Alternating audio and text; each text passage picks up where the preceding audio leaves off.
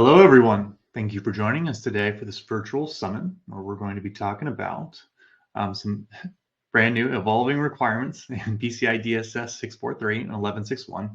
We've got an exciting agenda for you all. We've tapped a few industry experts that are going to be joining us from industry, assessors. So you're going to hear from all different sides. This is presented jointly by Jscrambler and Schellman. We also have a representative from Advocate Health is going to be joining us and talking about some other real-world examples. So to give you an overview of what we're going to be tackling today, this is a 2.5-hour long webinar, so I hope you brought your coffee and water. Stay hydrated. We're going to go into some pretty good depths here on the subject matter. We encourage you to post your questions to the chat. We will answer as many as we can live on the spot. We're also going to be having a panel discussion, and we can incorporate those questions into the panel discussion if you have a question specific either to an assessor or to someone from Jscrambler or someone who's gone through the real world process of implementing. There's going to be some additional resources provided to you as well as some CPEs provided at the end that will be messaged out to you afterwards, after completion. Here's a quick overview of the agenda of what we're going to be going through. We're going to start off with John Elliott, who's going to give you some updates on SAQA. We're going to then pivot over to Tom Giannaras from Advocate Health, who is going to give you his merchant's perspective of how this has impacted them. We're going to have a couple of rounds of panel discussions, split in between with an overview from Jscrambler about their solution and their take on 6.4.3 and 11.6.1. Then we'll wrap up with a call to action and then have an additional opportunity for live Q&A at the end. So with that, let's get going. Quick overview of introduction of myself. My name is Adam Bush. I am the Managing Director of PCI Services for Schellman. We're about 550 large company that does purely compliance and attestation services. I sit at the top of the PCI services stack, so not just PCI DSS, but anything related to PCI that's tangential to that, P2PE, PIN, SSF, things of that nature. First up is going to be John Elliott. John Elliott is an expert in regulated security and data protection. He is fascinated by how people engage with security guidelines, whether it's a company following external regulations, an information security team that's developing policies, or an IT team that's just following them, or a colleague that's just trying to get their job done securely. John, thank you very much. I'll kick it over to you. Cool. Thank you very much, Adam. Hopefully I'm going to do something magic and share a screen, and maybe we will have some sort of presentation happening. How does that look? Can you see a nice blue screen? I've got it. Not a blue screen, not a blue screen of death, just a blue screen. Cool, that's great. Hi, thanks, Adam. My name's John Elliott. I'm a security advisor at Jscrambler. I've been doing this for about 17 years, but 15 of those 17 years, so basically most of my security career, for some reason I got stuck with PCI DSS. I was Visa Europe's rep to the PCI Security Standards Council, so where I worked on version 3 of DSS and the point-to-point encryption standard. I implemented DSS for a very big airline in Europe, and I worked for MasterCard as their rep on the PCI SSC, where I did a lot of work on DSS4 and especially on these two requirements. I took the lead for MasterCard on these two requirements, so quite a lot of PCI experience. And so we're in a bit of a strange time at the moment because we're sort of like 2 months away from those future requirements in version 4 coming into place. And like last week or the week before, it all runs into one at the moment. Those requirements 6.4.3 and 11.6.1 just disappeared from SAQA. They were taken out of SAQA, and there is a new eligibility criterion added to SAQA, which becomes effective according to the blog on the PCI Council on the 1st of March, but actually probably means the 1st of April. So that's what's happened. I'm, to use an English phrase, actually I can't even use that expression. I'm jolly surprised this happened. So let's remind ourselves of what 6.4.3 was. 6.4.3 was what was called a defined approach, was designed to protect, it was a protective control or a preventative control how do you managing scripts on the payment page to make sure they're authorized, that you knew why they were there, that you justified them, that there was an inventory, and that you understood their integrity. But that's gone from SAQA, as has its friend 11.6.1, which was the change in tamper detection mechanism to detect unauthorized changes on the payment page, and that's now also gone from SAQA. Just a quick recap of which merchants could complete SAQA. Merchants that host the payment, design and run the payment form themselves, no, they can't do SAQA. But merchants that put a payment form in a payment form from a payment service provider in an iframe, they could do SAQA, or multiple iframes. Now it tends to be one iframe for fields to get the layout looking better. And then merchants that completely redirect to a payment service provider or third-party payment processor, they could use SAQA. So those are the people who could use SAQA. And up until the change, 6.4.3 and 11.6.1 applied to what it applies. It's quite interesting. Firstly, it applies to, obviously, the merchants hosting their own page. It applies to the merchants page with a form sim. What's really interesting is because of the applicability criteria in 6.4.3 and 11.6.1, it also applies to a parent page that hosts a PSP's payment field. So for the merchants, it's anything that's in that pink or magenta color is what 6.4.3 and 11.6.1 applies to. And for a TPSP, the third party, the payment processor or payment service provider or acquirer, then it applies to all the bits in blue as well. And so actually if you've got a hosted payment page in an iframe, both the merchant and the payment service provider is responsible for 6.4.3, 11.6.1 for different bits of the document object model on the page. So now if we get into SAQA, so if you're eligible to do SAQA, then obviously you wouldn't be hosting your own payment page, but it would still apply to the merchant for the page that hosted the iframe, and it would still apply to the TPSP for what's in the iframe. Now, because they've now been taken away, that's no longer the case. And so for the merchant, a merchant who's using any of these ways of accepting payments with hosted fields or a hosted iframe or fields in iframes, I say these two requirements just don't apply anymore. But what does apply is a new eligibility criteria, which is this. It says the merchant has confirmed that their site is not susceptible to attacks from scripts that could affect the merchant's e-commerce systems. Okay, that's what it says. I am going to run. We'll look at this a few times. So in my view, what we've done is we've moved from what I'm going to call mostly prescriptive requirements with a defined testing procedure that you could say whether something was in place or not in place, to effectively a self-determined security outcome in the eligibility criteria, which is quite a change. Because if we look at the eligibility criteria for SAQA, right, this is the eligibility. I've taken a screenshot from the eligibility criteria. And most of these are, well, let's look at them. So the merchant accepts only card not present transactions. That's an objective test. It's very easy to say yes or no. All processing of account data is outsourced. That's an objective test. The merchant doesn't electronically store, process, or transmit account data. That's an objective test. The merchants confirm that their service provider for that outsourced payment service is PCI DSS compliant. They can get an AOC. That's an objective test. Any account data that the merchant might have is on paper. Again, an objective test. And then for the e-commerce channels, all elements of the payment page delivered to the consumer's browser originate only and directly from the TPSP. That's also an objective test. The QSA could test that. And this last one, this new one, well, I guess the merchant confirming something is an objective test. You could say to the merchant, do you confirm it, yes or no? But the fact that the question that the eligibility criteria, that the site is not susceptible to attacks from scripts that could affect the merchant's e-commerce system, that's a big subjective test. And that's the first time we've had something that's subjective in an eligibility criteria for being able to complete a self-assessment questionnaire, which I think is a bit... Personally, I think it's quite a strange thing for the council to do, because we've moved from objective criteria to having subjective criteria in there. And I'm going to come on to why that's a problem for most merchants, and certainly most larger merchants, in a minute.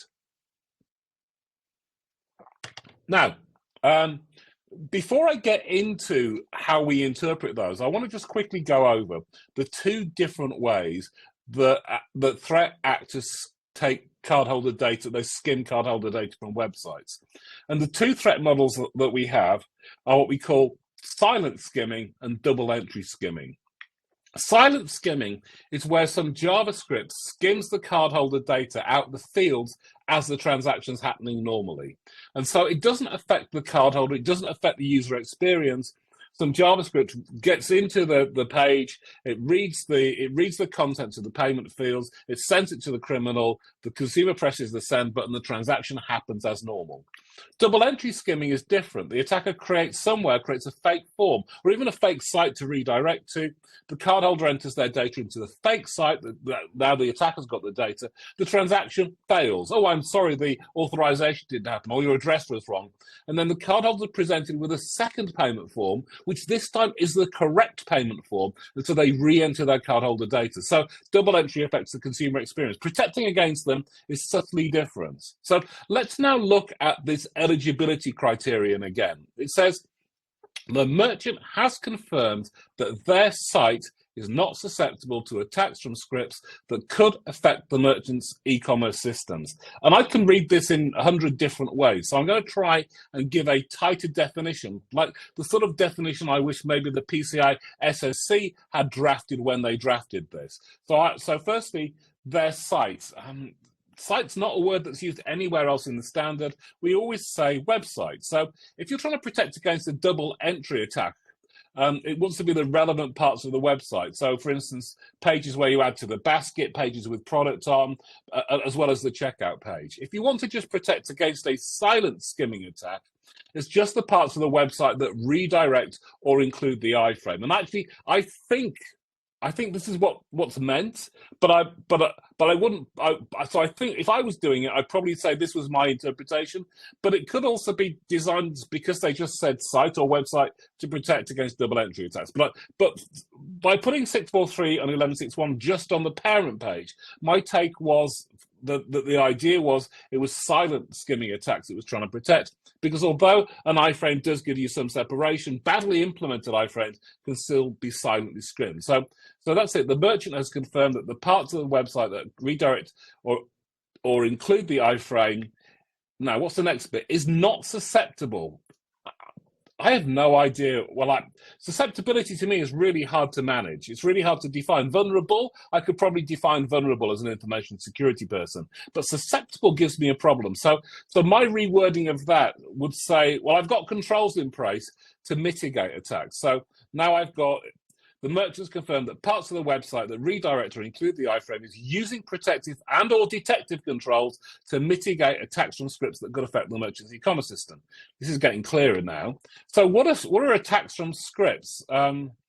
What sort of scripts? So probably now I'm going to say attacks caused by malicious first and third party scripts. That's probably better. And now we've got that could affect. What do you mean could affect? Could make them go bright orange, could make them blink, could make them dance around, could make them spin. No, probably that could breach the confidentiality of account data intended to be collected as part of the merchant's e-commerce systems. In other words, what we care about is the confidentiality of cardholder data, not that it just affects something. I mean, frankly, ridiculously terrible drafting, in my opinion. And then finally, what on earth is the merchant's e-commerce systems? Like, I have a clue because I spoke to someone at the council about what they meant, right? But they didn't write what they meant. And what they meant was the redirection to it's the bit of the website that redirects or hosts the iframe to the third-party payment provider. So my definition now looks like this. The merchant has confirmed that the parts of their website that redirect or include the iframe is using protective and or detective controls to mitigate attacks caused by malicious first and third party scripts that could breach the confidentiality of account data intended to be collected as part of the redirection to or the iframe from the third party payment provider. And if it had said that, I think we'd all be in a much better position. And the reason, I'll come to why I think you have to actually write down your own definition of this eligibility criteria before you decide whether you meet it or not. And so what will happen? What are your options to confirm that parts of your website, I'm not going to read it out again, But what are your options to confirm you meet the eligibility criteria? First of all, I think some third-party service providers or payment processors will invoke magic, or if you're of a certain age, Jedi mind tricks to say, this is not the susceptibility you're looking for. In other words, use our iframe. We can promise it's not susceptible. Now, technically, we know that's not true. But if they told you that, you might want to believe them.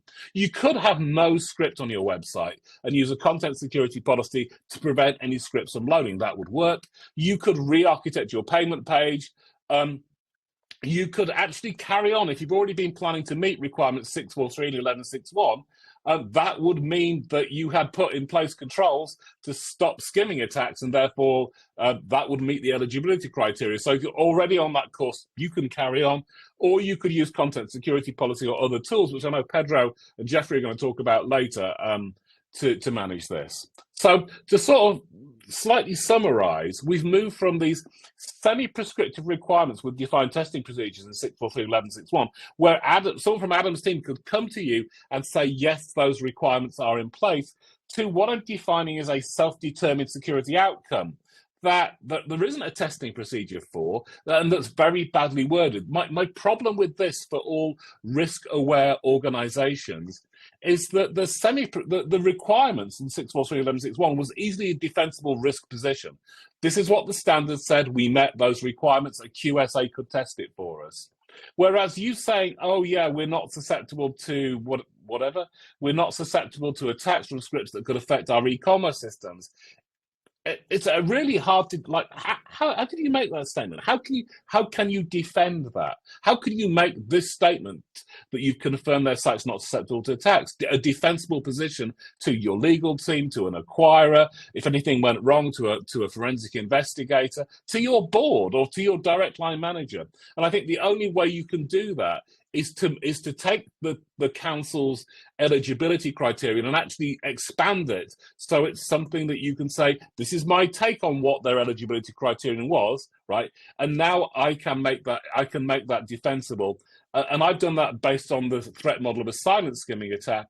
If it was a double entry attack I thought I was trying to protect against, I would just say the whole website or the whole applicable parts of the website.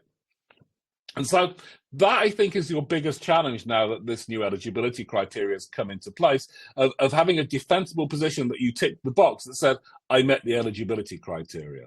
The other thing I'd like to consider is, of course, some very large merchants don't self-assess. They have one of Adam's team come in and do a report on compliance to validate their compliance with PCI DSS. And there is a technique in PCI DSS, which is detailed in frequently asked questions 1331, whereby you and the QSA can agree together that because you would have met the eligibility criteria for an SAQ, you could just assess against the controls in the SAQ. If you do that, the assessor has to verify that the assessed entity's environment meets the eligibility criteria, including that new eligibility criteria. Now, I'm not going to put Adam on the spot by saying, how would you verify that the merchant had confirmed? Would you just ask would you say, have you confirmed? And they go, oh, I've confirmed, all right. So you'd be okay. Or would you actually want to test that that their environment met the eligibility criteria, which I think is what the ROC is asking you to do, right? And I think for a defensible position for both the merchant and the assessor, it would require the merchant to have defined in more words than the council used what those eligibility criteria meant, and therefore how they could meet it, and therefore get their QSA to agree to that. So that's where we are. 2 weeks after I don't want to describe it as a bombshell, but it was that was a surprise. And 2 months before those requirements were due to come into place in SAQA, they're not in SAQA. We now have this new poorly worded eligibility criteria that I think you have to dig into and actually get a much clearer wording for it, for you to be able to comfortably and defensively say that you meet the eligibility criteria. That's all I have to say, but there'll be ample time for your questions when we get to the Q&A in the panel. So Adam, back to you. John, thank you so much, and I appreciate you not putting me on the spot here. That would be a tough question to answer unilaterally. Yeah. We're going to pivot over to our second keynote here. This is Tom Giannaras. Tom is an accomplished cybersecurity manager at Advocate Health, where he leads PCI DSS activities and oversees compliance processes. He's a veteran of the PCI community meeting stage and a client that I consider myself lucky to have worked with for several years. Tom, welcome to the stage. Thank you very much. Pause. We don't have audio for you, Tom. Sorry about that. There we go. So I came here, armed with a good conversation to have with everybody here. But in light of what happened in the last 2 weeks, that kind of blew my entire presentation up. I intended to talk about, things like, how we're protecting those payment pages and how we're ensuring that we're complying with those new requirements, right? But in light of the new wording, all I have to do is just acknowledge that I'm doing certain things and we're good to go. How do I ensure that that's happening, right? So, taking that information and trying to consume it without the context that John provided to us, right, is very difficult, right? So now what do I do? What do I do now that everything's changed? What do I do with the time and effort that I've put in, with these vendors that I've been working with to try to implement a solution, and the money that's been spent, and was it for nothing? So I want to turn to the group and kind of, take this in a different direction, as opposed to me just talking to everybody and trying to explain, what we're trying to do here. And just let's open that conversation and talk to everybody and see, sure, how do we solve for this as a merchant, to make sure that we're, while we're acknowledging, we're certain that we're acknowledging to something that is true, as opposed to a whim. It's very difficult to do what they're asking us to do from a merchant's perspective, depending on the size of the merchant, right? A large organization may have folks that are able to implement these solutions that can detect and protect, whereas a smaller merchant may not have those resources. So let's pull the group in and maybe see where we can come to a happy place with all of this. Sure. Yeah. Thanks for your candor, Tom. And you're spot on. And I'll be really candid with the audience that when we started putting this presentation together a month or two ago, it looked very different than it looks today. So yeah, let's play some jazz here and be a little dynamic. We'll start our panel discussion a little earlier. So if we can get the other panelists to join the stage here, we've got quite a few folks that are going to be joining us. Another person from Schellman, Sully Perella. John's going to join us again. We've got Pedro, Fortuna, CTO and co-founder of Jscrambler, is going to join us, with Tom. And then Jeffrey Cleveland, Director of Sales Engineering with Jscrambler.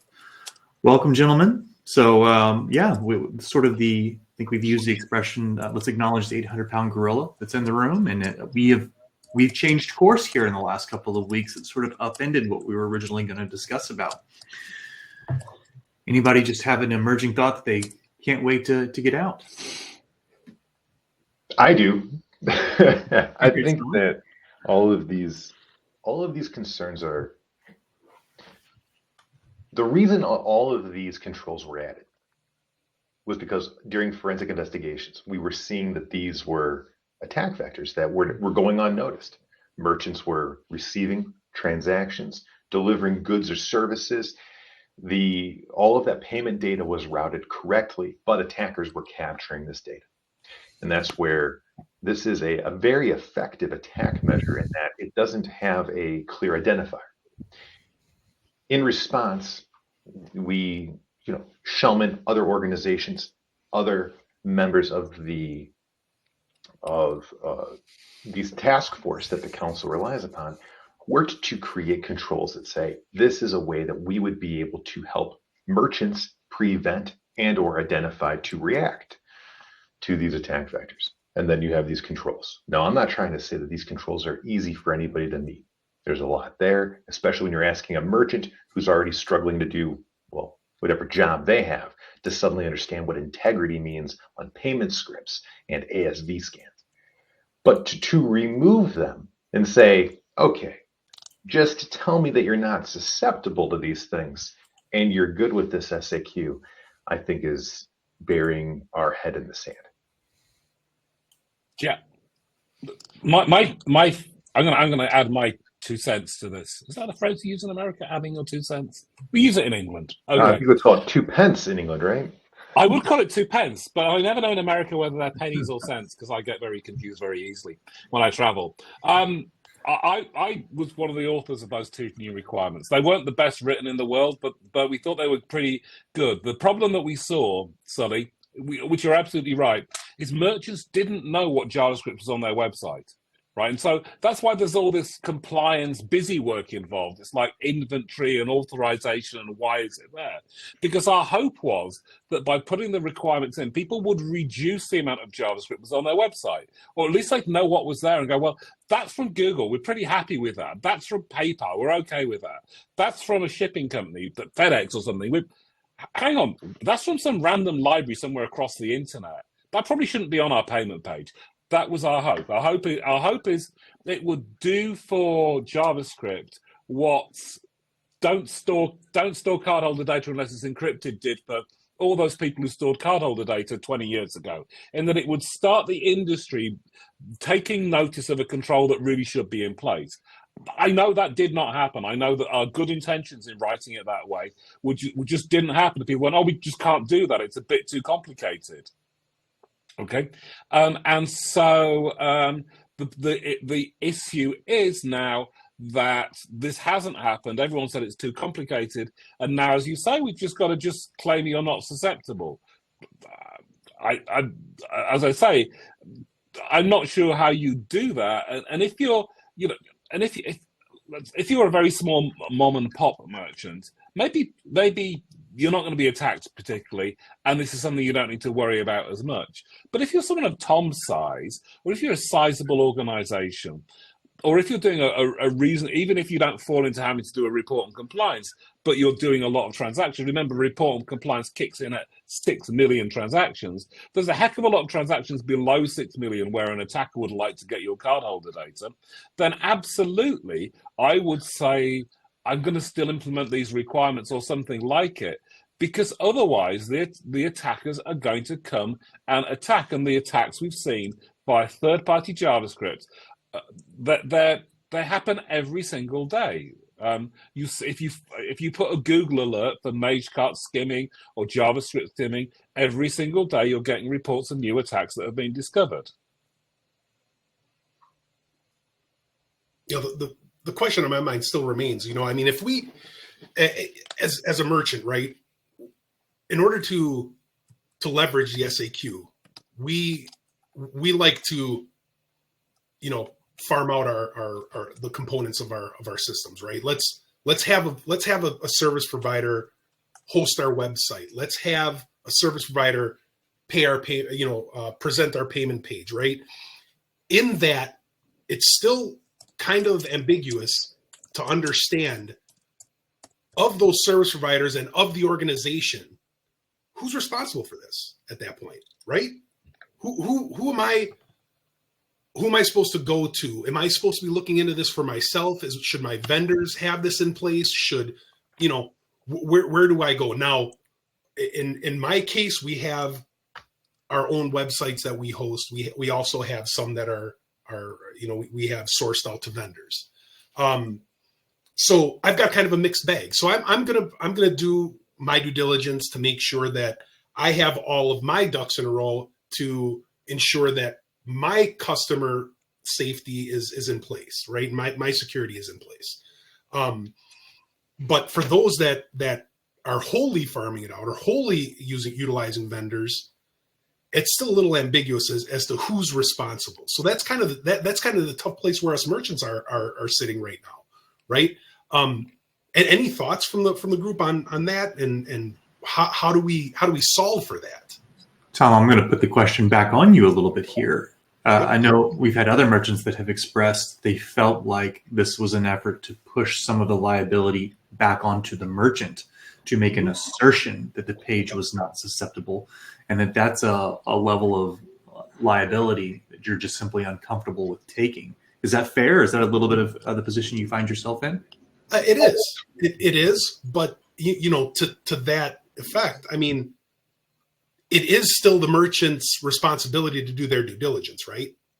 It's still our responsibility to ensure that our vendors are doing the appropriate thing. But what do we do when we've contracted with a vendor and, and we've come to find that now that this change in requirement has come into play, what do we do at this point? I mean, they no longer have to adhere to that. I'm a security first organization where I, if my vendor doesn't have a certain control in place, right? I'm gonna find it. I'm gonna put it there myself. That's my point of view. But there are folks out there that may take a different approach, right? So I'm kind of playing devil's advocate for not just myself, but for all the folks that are out there that have these concerns, right? I know my answers. I'm just kind of playing devil's advocate with the group to get thoughts from everybody.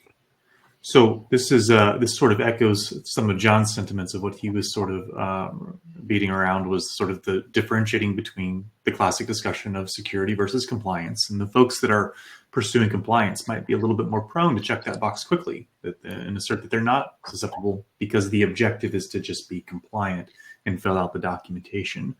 Whereas those with a security mindset are going to do a double take at that question and sort of scratch their head of how could anyone check this box, sort of in with the statement written as it is.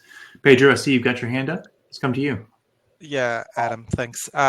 So basically, the way that it's laid out, the new eligibility criteria, kind of like you kind of feel like you're returning to the point where you have to decide how you feel about the security. To Tom's point, how you feel about the security of your merchants' e-commerce systems or whatever that is.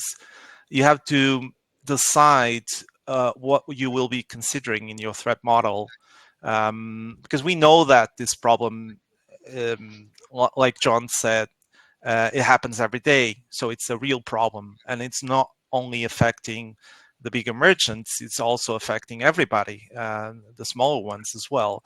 So you have to go back and not only you will want to be compliant, but you will also want to decide whether or not like you feel comfortable with lowering that bar.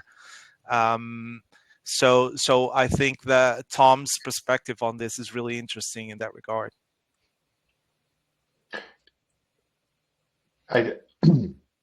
I wish every merchant would take a proactive stance, but most just want to be able to do business and to do their thing.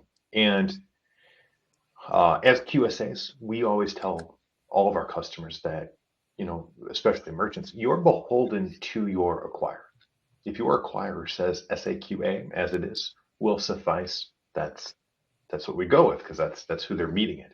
Even if we always tell them to get it in writing, obviously. But it's that's who they're beholden to. If we think about this from the security-based perspective, because it doesn't matter whether you're beholden to a merchant, if something goes wrong, the merchant is responsible here. They're the ones who are going to have to deal with the legal fallout, the reputation ramifications, the customer issues. And as an ex-PFI, seeing people go through that is awful. It's hard. It never seems to be simple, because it's not. And if a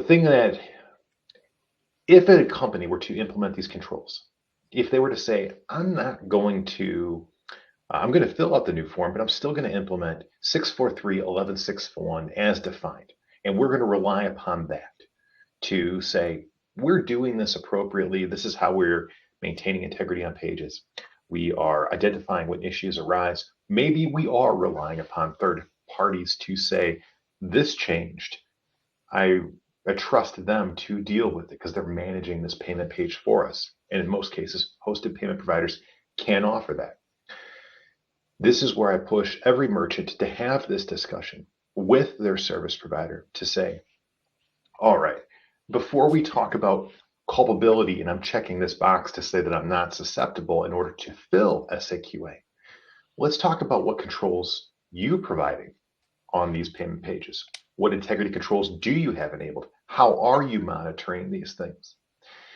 And that way there's some level of assurance, because while the merchant is ultimately responsible, you can have trusted partners for this, because nobody wants to see you hacked.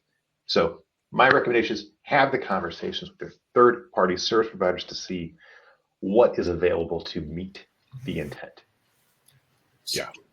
My camera went off there, so sorry about all of that. So in my opinion, we've got a lot of good folks who can probably implement some very clever solutions to this on their own, by themselves, right? But everyone knowing PCI DSS, right? We can go in and we can do everything we deem appropriate and check that box. But if we look at it, there's still that subjective interpretation, right? So how do we solve for that? Myself, I'm still going to rely on my vendor. I'm still going to bring in a solution to protect it, because it's what was being said in the initial requirements prior to them being kind of, pushed to the side and, hey, just acknowledge. It's not bad. The end's there, and it makes sense to me as a security forward, organization. So we're maintaining the status quo. We're going to keep moving in the direction that we started on, right?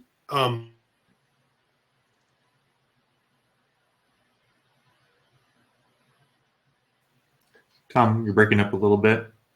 I'll jump in here. Lose me for a second there? Yeah, you're breaking up a little bit.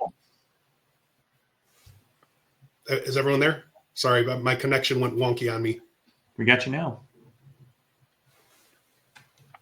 The good news, Tom, is you didn't freeze with a terrible frozen face. Well, I'll continue along with his thoughts there and sort of pose this question to the group. When 6.4.3 first got announced and we saw the requirements around this, what seemed like a very daunting task of you must be responsible for maintaining inventories and populations and the integrity of every script running on e-commerce solution. I think I'm back now. Yeah, I think we got you. So we're, as I was saying, we're going to continue in the direction that we initially started moving. So the money that I brought up earlier and the time and effort, it wasn't for nothing, right? We are doing something that's going to secure our customers' information and take some of that, I don't want to call it liability, but take some of that risk off of our plate. Sure. So I started to interject here while you were getting reconnected. So it sounds like you're choosing not to overreact to this. When 6.4.3 first got announced, I would say the industry as a whole probably was a little reactive to that requirement and a little bit overwhelmed with how do we tackle this? It seems daunting to have to inventory every script. And there was sort of this knee jerk of, oh, this is impossible. And then folks like Jscrambler and others stepped in to say, oh, there is a programmatic solution to this, where we can offer a way to sort of how you would eat the elephant, sort of one bite of it at a time. Now this new guidance came out, and equally the industry has seemed to be very reactive to it. Are we overreacting in the other direction? Just to sort of ambiguity of the requirement aside, is staying the course the more mature, least reactive course here? Or does it warrant pivoting for many folks? Yeah, maybe I can answer that. So Tom was saying like it wasn't for nothing. I think for security's sake, I think you should keep doing it. But as far as we know, like you still have to prove that you're not susceptible. Right. And that at the very least, that means that you have to roll out security controls. Whether those controls are exactly 6.4.3 and 11.6.1, I think there is some debate going on. But my take on that is that at least like the 6.4.3 and 11.6.1 are industry vetted, well discussed, clear, and even prescriptive ways of addressing risks coming from scripts. I mean, you can come up with other solutions, other approaches to doing that, of course, but shouldn't you go with something that has been widely debated by people? And for 3 years we were all discussing together how to do it. Yeah, and what happens now, right? I mean, where do we see ourselves going, right? And how do we resolve that? I saw someone in the chat bring up a TRA, right? That makes sense. Oh, I think we lost him again. That we can implement. That's up.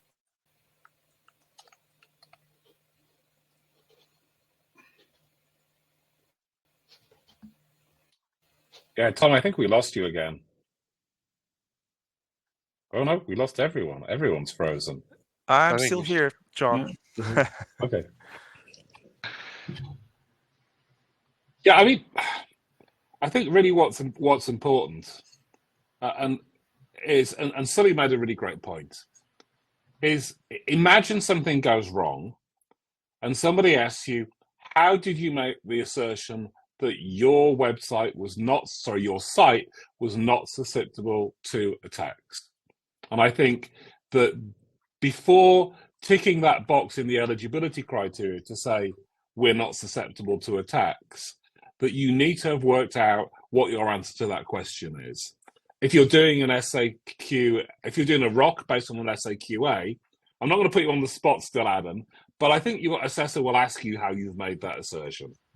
If anything went wrong, your PFI would certainly ask you how you'd made that assertion, as would your acquiring bank. Mm-hmm.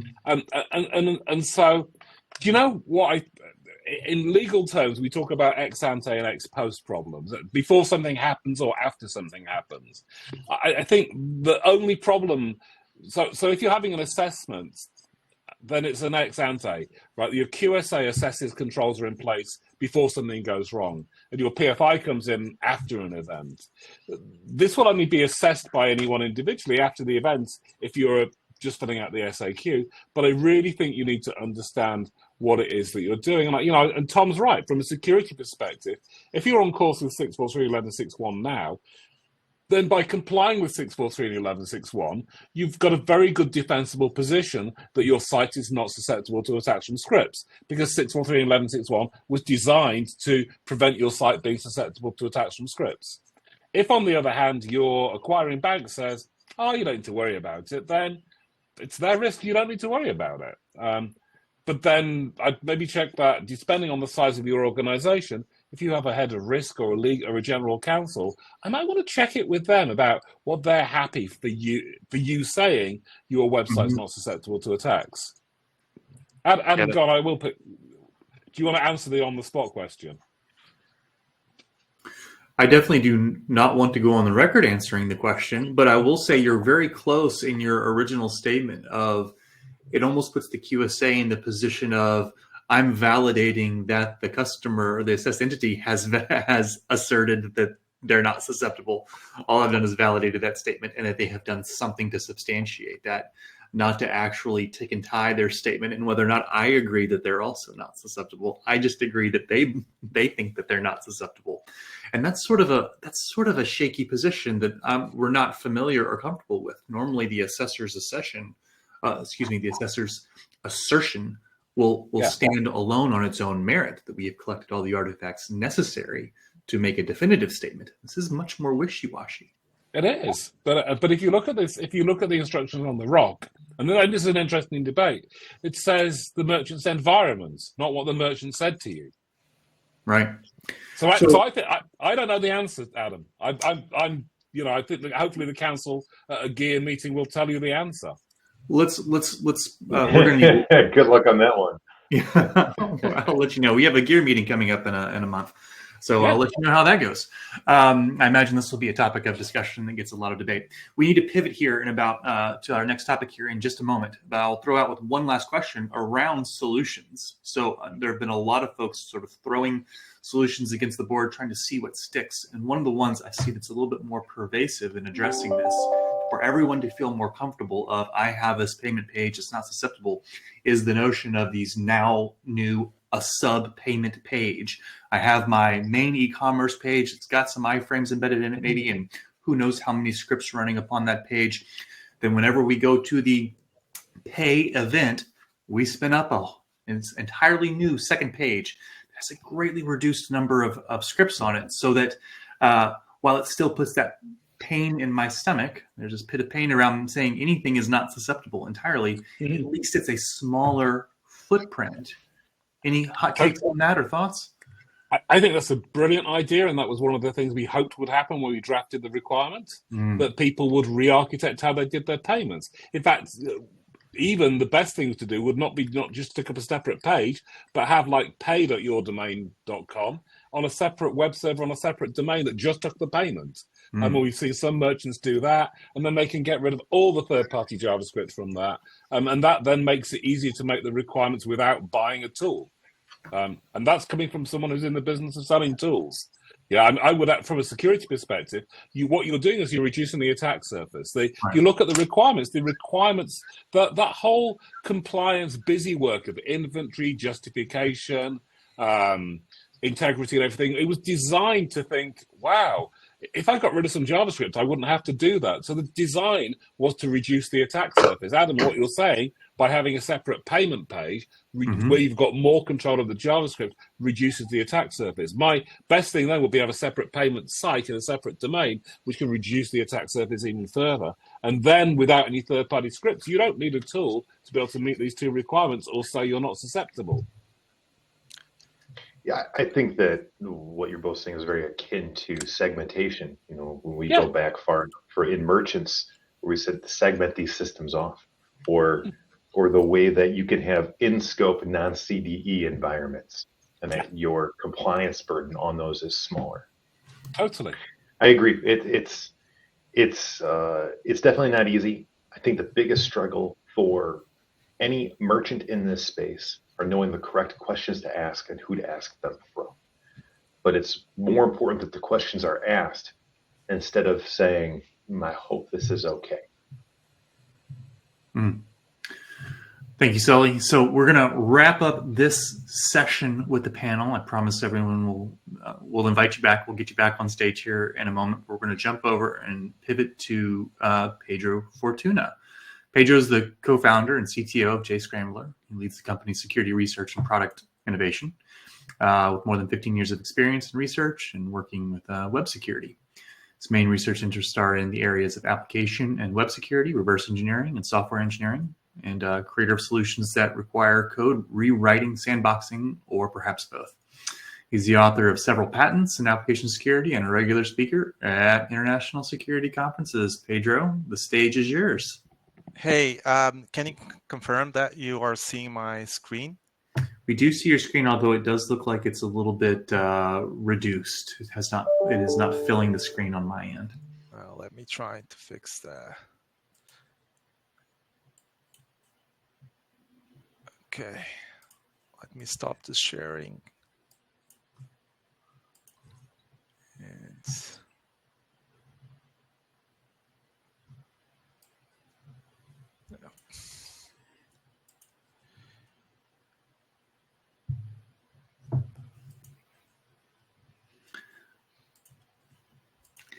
The live demo goblins have bitten us again.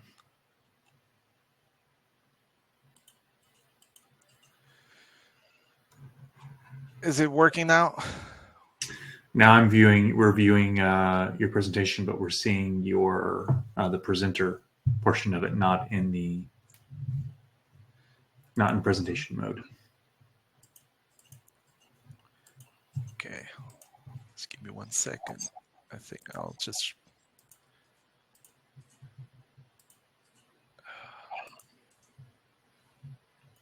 Maybe it's another screen. No, I think this might be the one.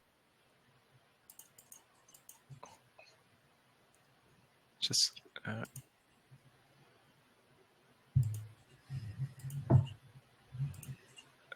oops, wrong button.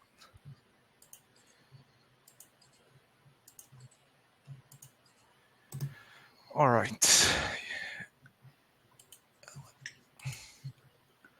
What about now? There we go. Now we're All working. right. Okay. Sorry about that. So, good morning, good afternoon, and good night, wherever you are in the world. I'm Pedro Fortuna. I'm founder and CTO of Jscrambler.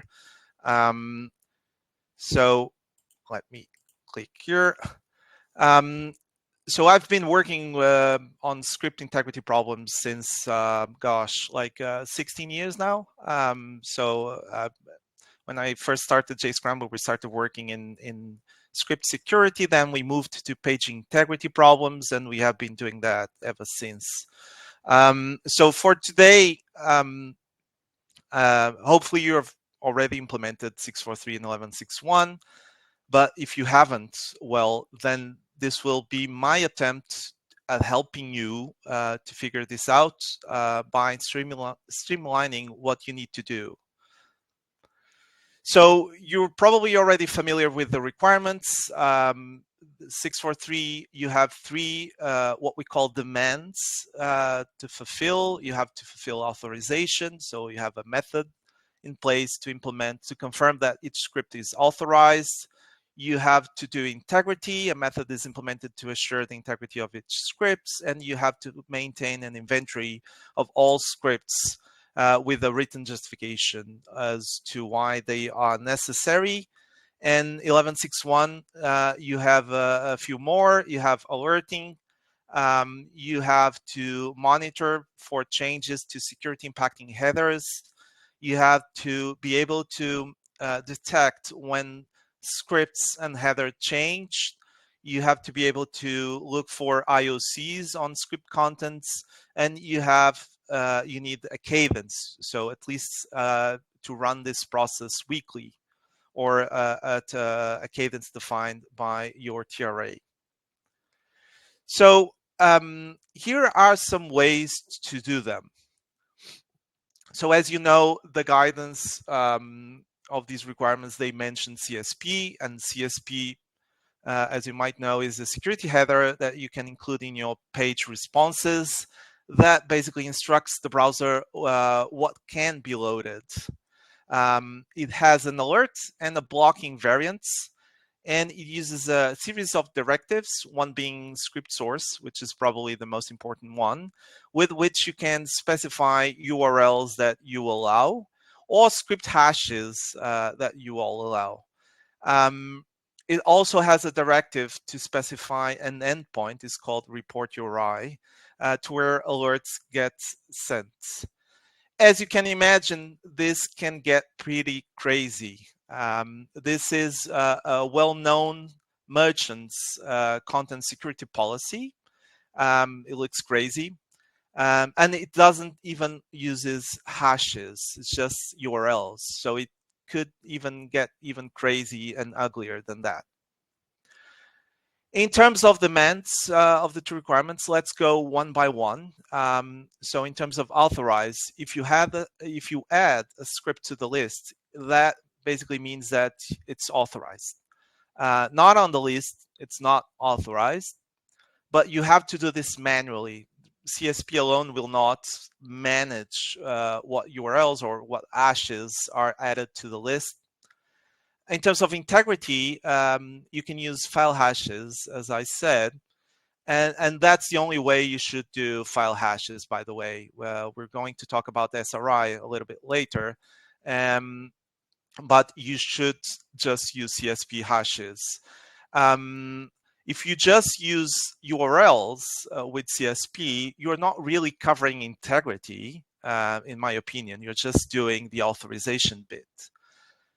In terms of inventory, this one is tricky. If files are authorized, they are automatically part of your inventory. And if they are not authorized, you will get an alert. But how do you know if authorized scripts are still in use? How do you know that they are still there?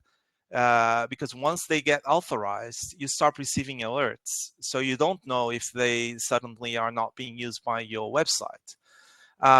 So there are ways to hack CSP into reporting scripts that you have authorized, but it's even more complicated. In terms of alerts, you get an alert for unauthorized scripts. In terms of security impacting headers, well, CSP doesn't help with that at all. In terms of script content changes, it sort of can help, but only if any change is like any change to a script is actually seen as an entirely new script, because that will generate a new hash, and the new hash will not be tied to the previous hash in any way by CSP. You have to do it on your own. In terms of IOCs, it can only detect unauthorized domains to where the script is sending data to. So if you have a URL reputation or domain reputation or URL reputation threat feed, you can use that to try and detect domains that are potentially like tied to skimming activities. As for cadence, well, CSP runs continuously, so you won't have any problems with that. Let's see how it works. So you have a new script. You have to check manually if a hash of that script already exists on your script source directive. If it doesn't, you have to analyze the script, figure out if the script contains a skimmer. Then you have to decide whether you should authorize the script, whether you have a justification for using that script on the payment page. And if you do, you have to compute the hash and add it to the script source directive. And from that moment after, that script is authorized.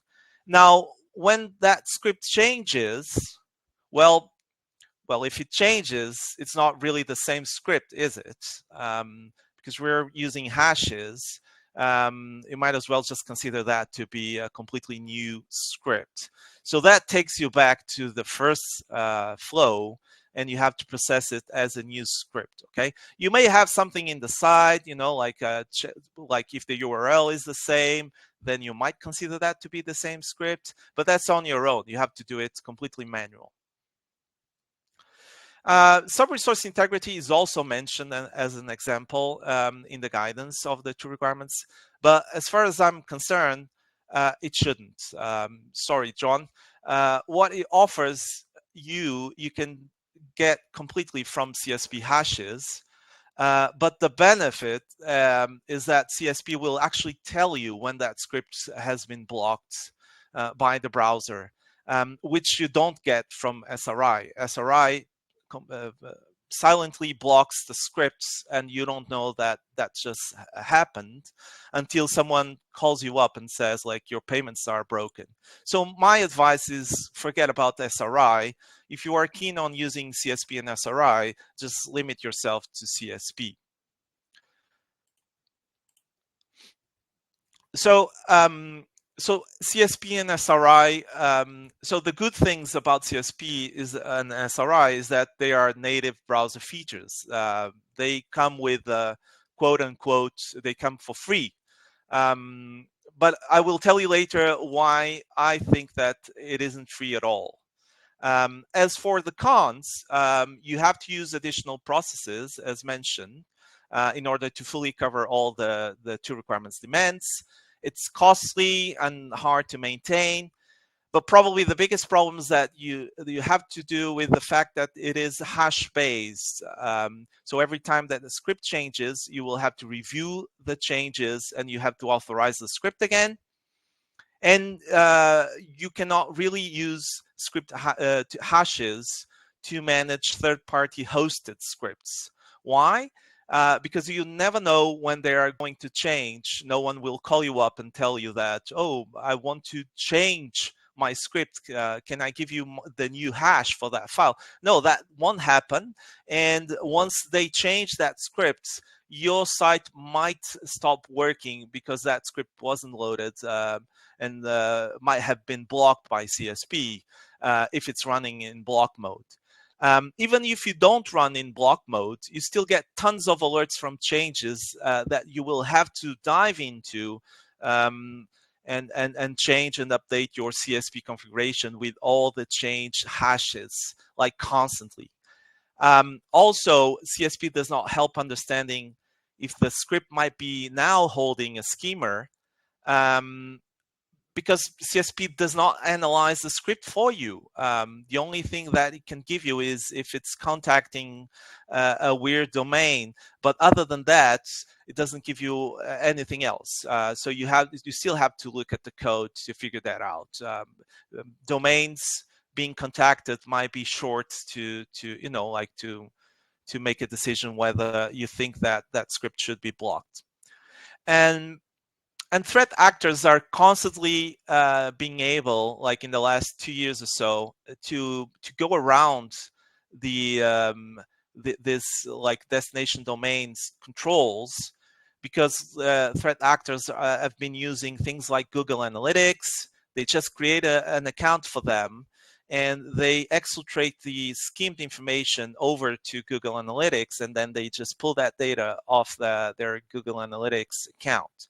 So it's not really reliable to just be looking at the destination domains.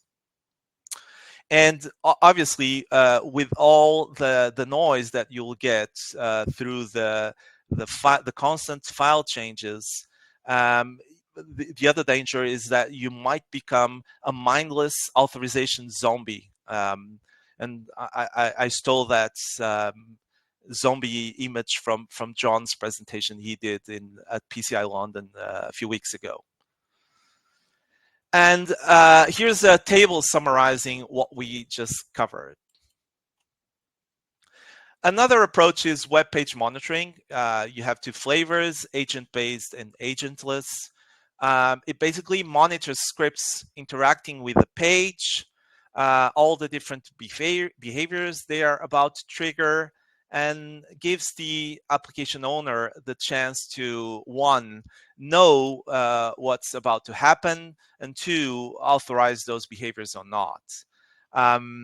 The only thing that you need to do is to add this little snippet to your pages, the pages that you want to monitor, whether that's the full site or just the parent page of the payment page, or whatever is the scope that you decide to monitor. So in terms of integration, is actually very simple, but you do have to add these small bits of JavaScript. In terms of the demands for the authorization, these tools, these types of tools will often offer you some sort of dashboard with a workflow to authorize scripts that are being detected. In terms of integrity, they use a behavior-based integrity type of approach. I will get deeper into that in a couple of minutes. They provide an inventory of scripts, not just a list of URLs. Those are not very user-friendly because you don't immediately know what an URL is. And these types of tools, they simplify that process of recognizing URLs and tell you what they are and what they are meant for. These tools, they also generate alerts when files change. They will let you know that you have something to authorize. And some of the tools even go as far as telling you that they have found a skimmer script. They can also monitor for security impacting headers. They will probably do a baseline of the values they see initially, and then they will let you know whenever they see something changing, whether those are just values or whole headers being removed from the page. They might look for, they obviously they can detect changes to scripts, and might do some sort of immediate analysis to the risks of the changes and let you know, so they can support your decision in authorizing or not authorizing those scripts.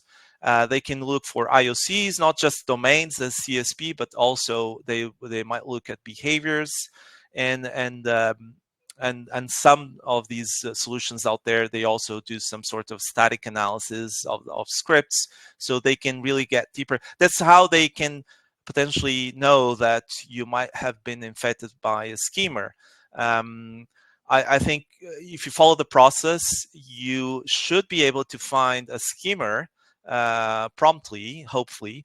But if you don't follow the process in a very timely fashion, at the very least, you would want to get like an immediate alert from these type of tools, because they are going deeper in terms of analyzing the scripts.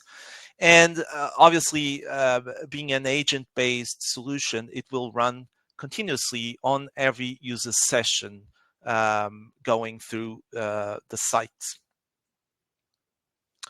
In terms of workflow, you have a new script. Then the first thing that needs to be checked is whether there is a behavior contract. A behavior contract is the set of behaviors that are known for that script and that have been previously authorized by the operator.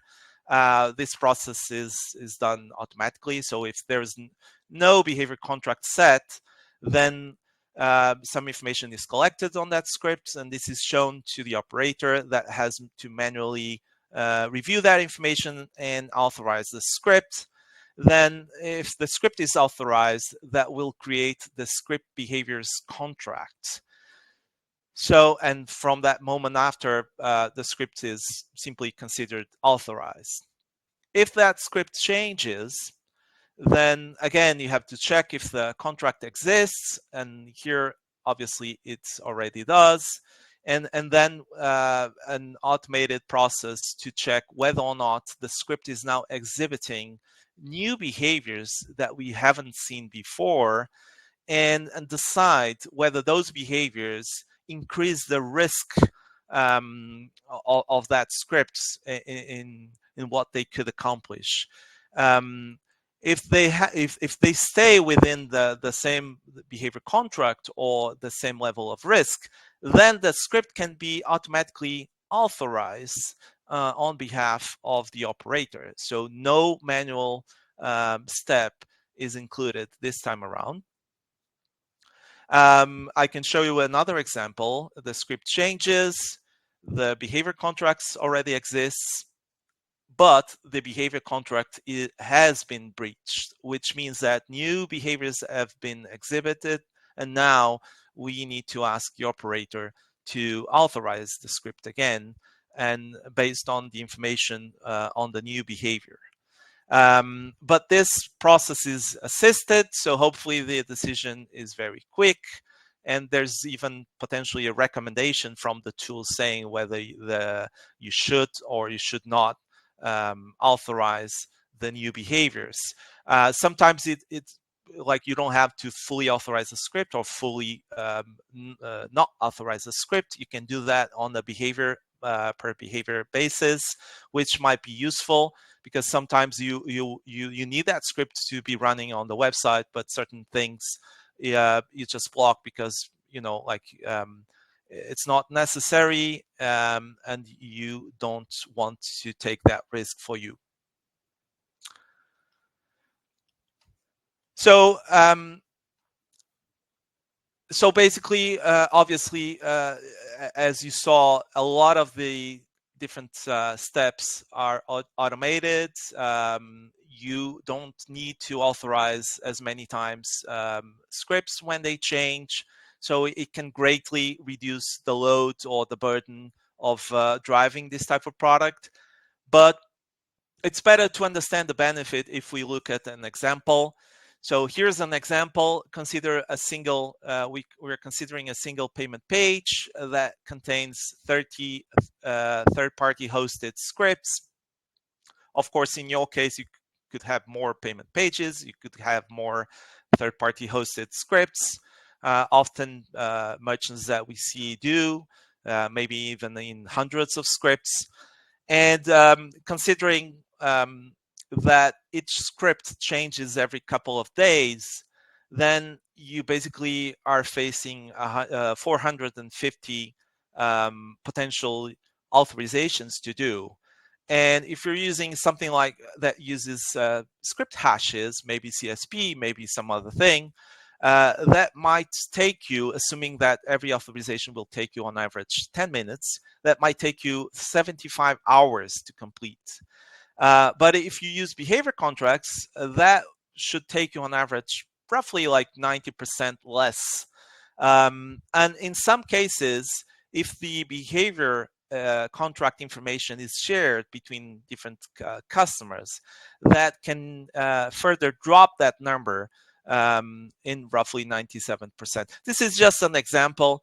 It can vary based on the websites and what types of scripts are being used, but it gives you an idea of the range of, reduced operational hours spent. This is what I meant when I said that things like CSP are not free, are not really free, is because what you save up front, you might end up like spending later on the day-to-day operations. So you also have agentless. It is very similar to agent-based, but it's not monitoring real user sessions. It's basically essentially a headless browser visiting your page every once in a while. It's easier to deploy because it has zero integration, but it offers no blocking. But blocking is not necessary as per the demands of the two requirements. So it depends whether you prefer to block based on your security requirements. There's also proxy-based solutions. There's two types, CDNs and reverse proxies. CDNs, they usually proxy pages to inject CSP headers. So it kind of feels like a CSP deployment, but with automation on top. They limit the visibility that provides you to what CSP provides, and you have to delegate or to relegate control of your site's DNS to that entity. There's also type 2 reverse proxy, where these types of solutions often dynamically change your HTML and your JavaScripts to prepend every URL with their own. That way they can intercept every third-party hosted script, otherwise they wouldn't be able to do it. And then they perform some sort of quick static analysis on those scripts so that they can detect whether the script changed or whether it could hold a skimmer. So this could be tricky because it's a real-time made decision. So the more they take, the longer they will hold the page or delay the page being loaded on the browser. It can also, or has the potential to break application semantics, because some things like cookies are bound to domains, which they change by changing the URL. And now you may have sensitive data being routed through that entity that was before just being sent directly to the third parties. And this is the resulting summarized table. So, about the SAQ changes, this was covered before. I'm just mentioning that, you have to decide what it means for your site not to be susceptible to attacks. In my view, there are currently two hypotheses. You either meet 6.4.3 and 11.6.1. You might already did. And that hypothesis is predicated on considering that you should follow the same level of risk as PCI DSS is considering, which covers silent skimming, and it's only necessary to protect the parent page with these controls. And then you have the second hypothesis, which is like expanding the coverage to become site-wide, which considers all types of skimming. So that includes double entry attacks. but you can still meet 6.4.3 and 11.6.1 on the parent page. But whether you also expand 6.4.3 and 11.6.1 to the rest of the site, or you use different types of controls for the rest of the site, that's being heavily debated right now. So when in doubt, my recommendation is check with your QSA.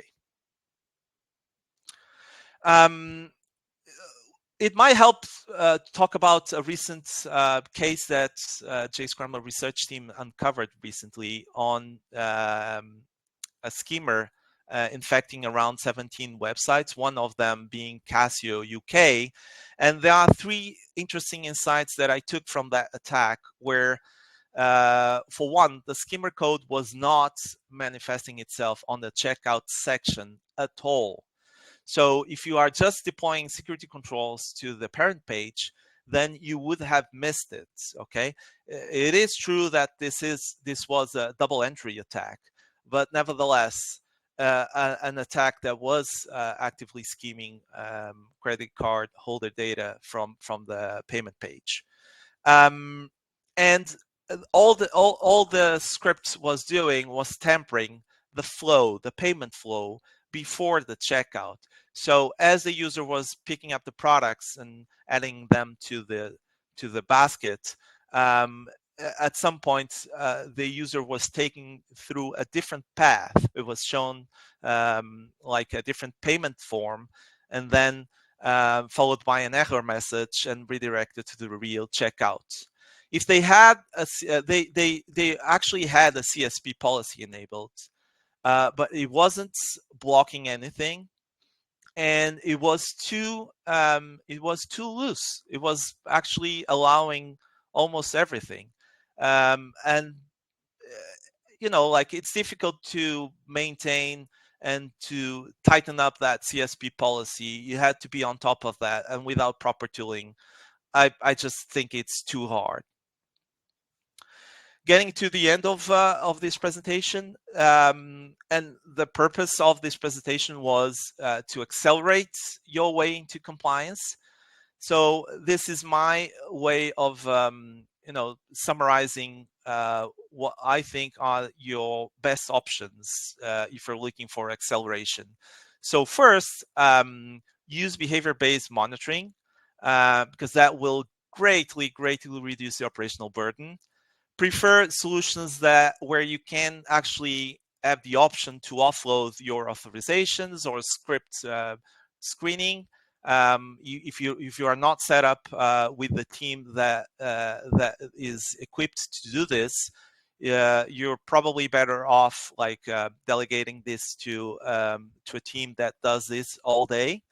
You might use an agent or an agentless. Agentless is quicker, but you might prefer the benefits of an agent-based. And some vendors offer what's being called a hybrid, where they allow you to start with the agentless and then move to an agent-based. If you are in a hurry, that might be quicker, and you don't lose anything in the process. So look for ways to export evidence and logs, and look for solutions that offer a wide range of integrations with other tools that you might be using. That took a little bit longer, but thank you. This is all I had.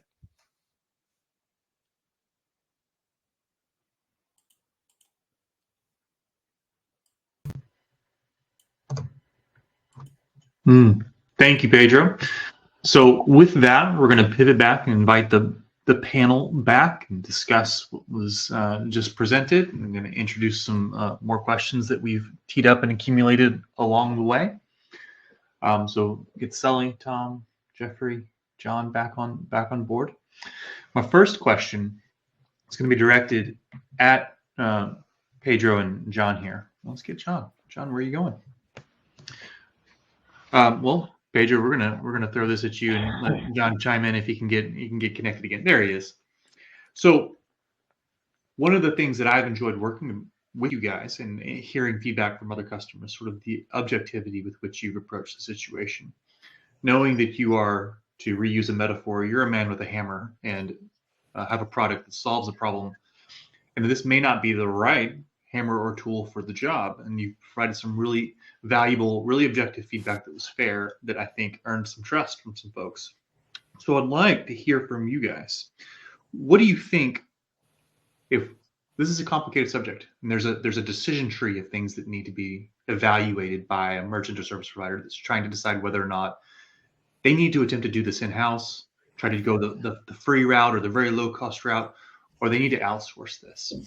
And there's a decision tree, I imagine, that they need to walk through of what's the right, how to land at the right spot. And I'm going to propose a few of these decision points, and you tell me if I'm off base, if some of these need to be weighted more heavily than others. So things like number of payment pages, is that the primary consideration? Or is it number of scripts running?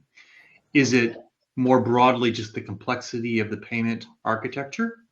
Is it the skill set of the staff on board that they have available at their discretion to manage this? Or is it, the unfavorable, nasty interpretation of a QSA like me that's going to make them do something that they don't want to do? What are the key decision things that they need to be evaluating when they're trying to figure out what the solution is to this, to 6.4.3 and 11.6.1? Yeah, I would add the time that they have to implement this as well. And the more we get closer to the deadline, the more that should be weighing on the decision. I mean, like if you started a year ago, then yeah, like implementing something on your own might be a good option, depending on if you have the skills, the people, and whether you want to do it as well. Whether that's on your core business or something that you see value in implementing yourself. But as we get closer, I think it narrows down your chance to to consider all the other things that you mentioned that are, I agree with them. I think they are spot on. So other than the time that you have to implement this, I would consider the complexity, and I'm sure that John will agree with this because I've seen him or heard him talk about this before.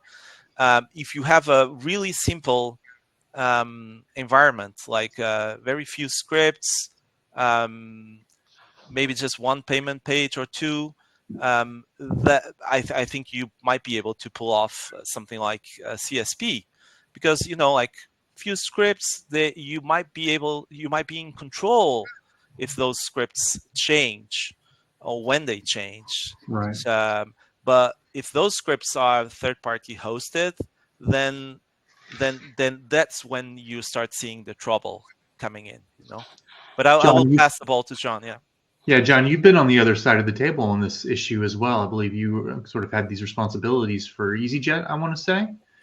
Yeah. Are these ringing true? Would these have been the decision points, or where would you take this? I'm going to give you different decision points, actually, Adam. I'm going to give the first decision point is how much first-party script do we have on our website, i.e. scripts that we own, that comes from our domain, that we're in control of, that's in our change control flow. And how much third-party script do we have on our website that's not in our change control flow and will randomly change when people decide to change their third-party scripts without asking us? And then the second thing I would work on is how many people can add scripts to my website. Is it just like one person in development? Is there a formal development flow? Or is there a tag manager in there, which means people in marketing and digital can add scripts to the website? So my advice to anyone doing this, and I consult to a lot of companies about how to do this type of thing, is first of all is to find out the map of the land. Who can add scripts to the website? Is there a change control process? How much first party, how much third party? And then the answer to your question is, if there's lots of third party script and lots of people can add it, it's going to be really hard to put change control in there. And yes, I don't have my hammer here, but yes, I'm a hammer vendor. You need to buy a hammer, right? Right. If you've got just first party scripts, you've got a good CI/CD pipeline that builds your website automatically, so you can generate a hash and you can change the CSP on the fly, right? You don't need a hammer. You need to just implement good change control and do that. As soon as you start adding third-party scripts, the need for a tool increases, and the need for and the more change there is, the need for a tool that does behavioral change monitoring, so you don't end up being a compliance zombie, just approving. Like somebody had some, because a script will change if somebody adds a comment to it. A script will change if somebody says, "Oh, I refactored that function to make it more effective." Yeah. So those are the criteria I look for. First and third party, how many people can add scripts to the page? Got it. So get 2 hands up. So Jeffrey, I'll come to you first, then Sully. Jeffrey? You're muted, Jeffrey. Thank you. Just from speaking with prospects and clients recently, where we see people kind of reach out and start to do that investigation, is when they kind of realize that we have some people go through the CSP SRI exercise, or even I've seen people go so far as to kind of cache scripts on their own, or pull script from a payment processor and try and host it themselves, so that they know when it's going to change. And they get kind of in a situation where they're like, well, we don't know if we really should be doing that or not. The CSP SRI is fine, but we're just not certain at this time. That's where they kind of start to investigate vendors as a whole, not just us, but just vendors as a whole. And then the other kind of criteria is risk to the business, right? There's kind of another element here between compliance and security, and that's making sure the business can do what it needs to do, right? Can we take a payment? And if, for CSP and SRI, I think for a point in time, if I gave you a website and I gave you a tech stack and said, put CSP and SRI on here, that's not trivial, but it's not difficult, right? It's certainly not at the high end. The challenge comes in and the risk to the business comes in when we have to do that constantly. So if we have a script that changes on us, that is critical to the payment process, but doesn't match an SRI hash, we might have a broken payment page for some amount of time. So now do we need another process or tool that tells us when our payment page is broken, or are we going to rely on someone to, call us and say, hey, your payment page is broken, right? How much trouble is that going to get us in with, marketing, the rest of the business, other groups, right, that are actually using the application to accomplish a function, right? All of us are here for security and compliance, but at the end of the day, if we don't take payments, right, there's no point to it all. And that's where we see them kind of look into vendors to say, okay, how can I have a solution that is, ease of management, compliant, all the things have been mentioned already, but also isn't going to take my site down, right? If something changes in the CSP or something changes in a hash, I'm not just going to all of a sudden have no payment page without knowing about it. And that's a big trigger for those groups to kind of look out and say, hey, what's out there? What's really going to make sure that we're doing this while not getting us in trouble with other units of the business, or just in payments in general. The internet loves to simplify things, and so I love the point of you go to a Reddit forum and it says, "Oh, this is just a CSP SRI solution. This is the best. This is the silver bullet. All you need to do is make sure that you're doing those things, and you're done, or you've met this compliance requirement." Which is a little bit of a short-sighted statement. It would appear that it's not just having those boxes turned on; it's having a mature CI/CD pipeline and all the other things that require you to make sure that those things are working effectively and as intended. Yeah, and it's doable. And the last part for the business to consider is, do I want developers that I have hired specifically for developing our application, right? Especially where we have a unique application. This is another, I'm thinking of a specific discussion with a prospect, right? Do we want these application developers that we have brought on specifically for this application, spending their time on this requirement, right? Do we want them having to go out and retrain and learn all of this stuff to, is that cost effective for the business to use those hours in that way? And that's probably the other main business driver that we see people going to start to investigate vendors, right? Is management time and making sure that resources are being managed correctly. Got it. Thanks, Jeff. Sully?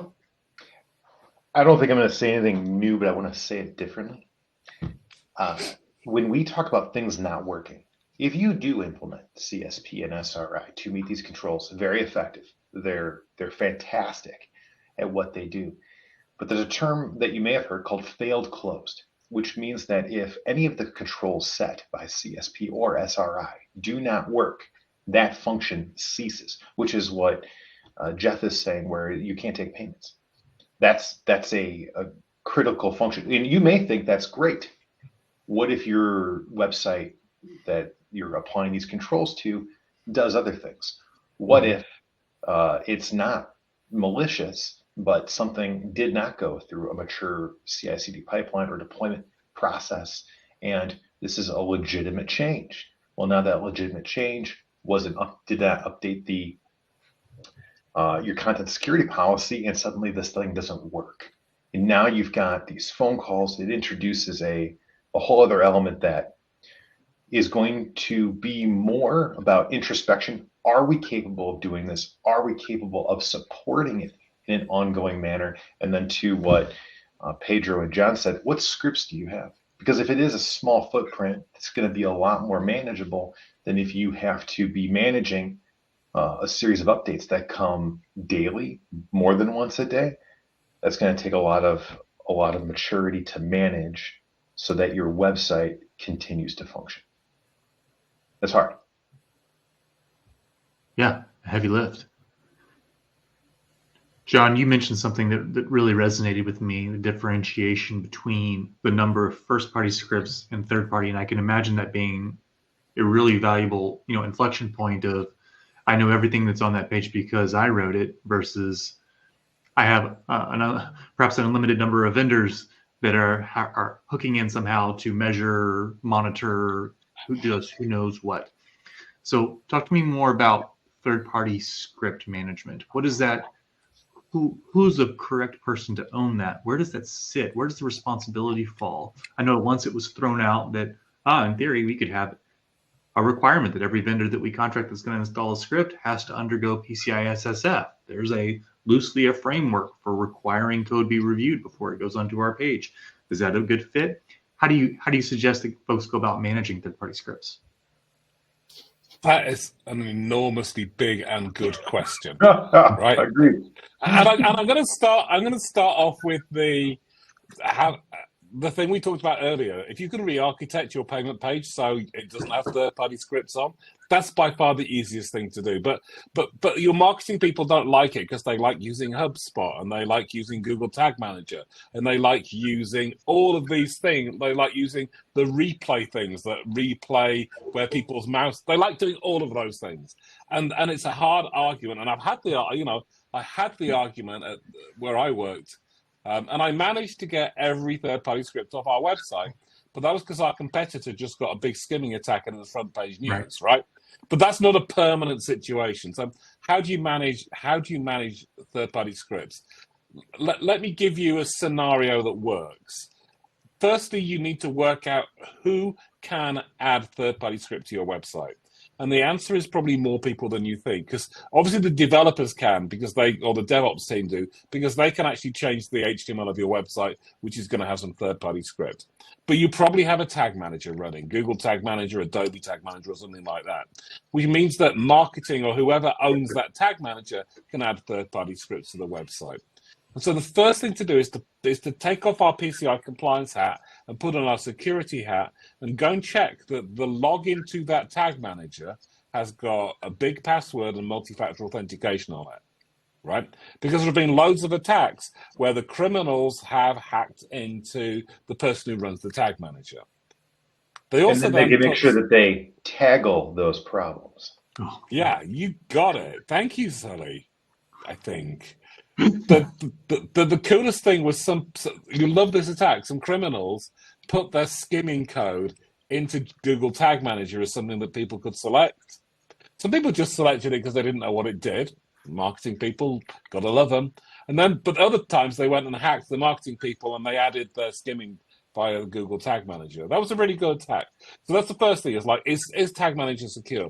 And then secondly, you need an alerting mechanism. You need an alerting mechanism when a new tag gets added to the site, and you get when a new piece of JavaScript added to the site, and you need an alerting mechanism when an existing piece of JavaScript changes. And again, if you've got once you've got third-party tags on there, or third-party JavaScript, that's, I think, when a tool can really pay back very quickly. Because otherwise you get an alert there's a new piece of JavaScript.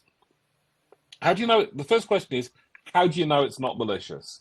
Now, you could probably say when it's from HubSpot, it's probably going to be okay. So that's okay. So you could do some triage of that, but that becomes a very costly triage is the problem, Adam.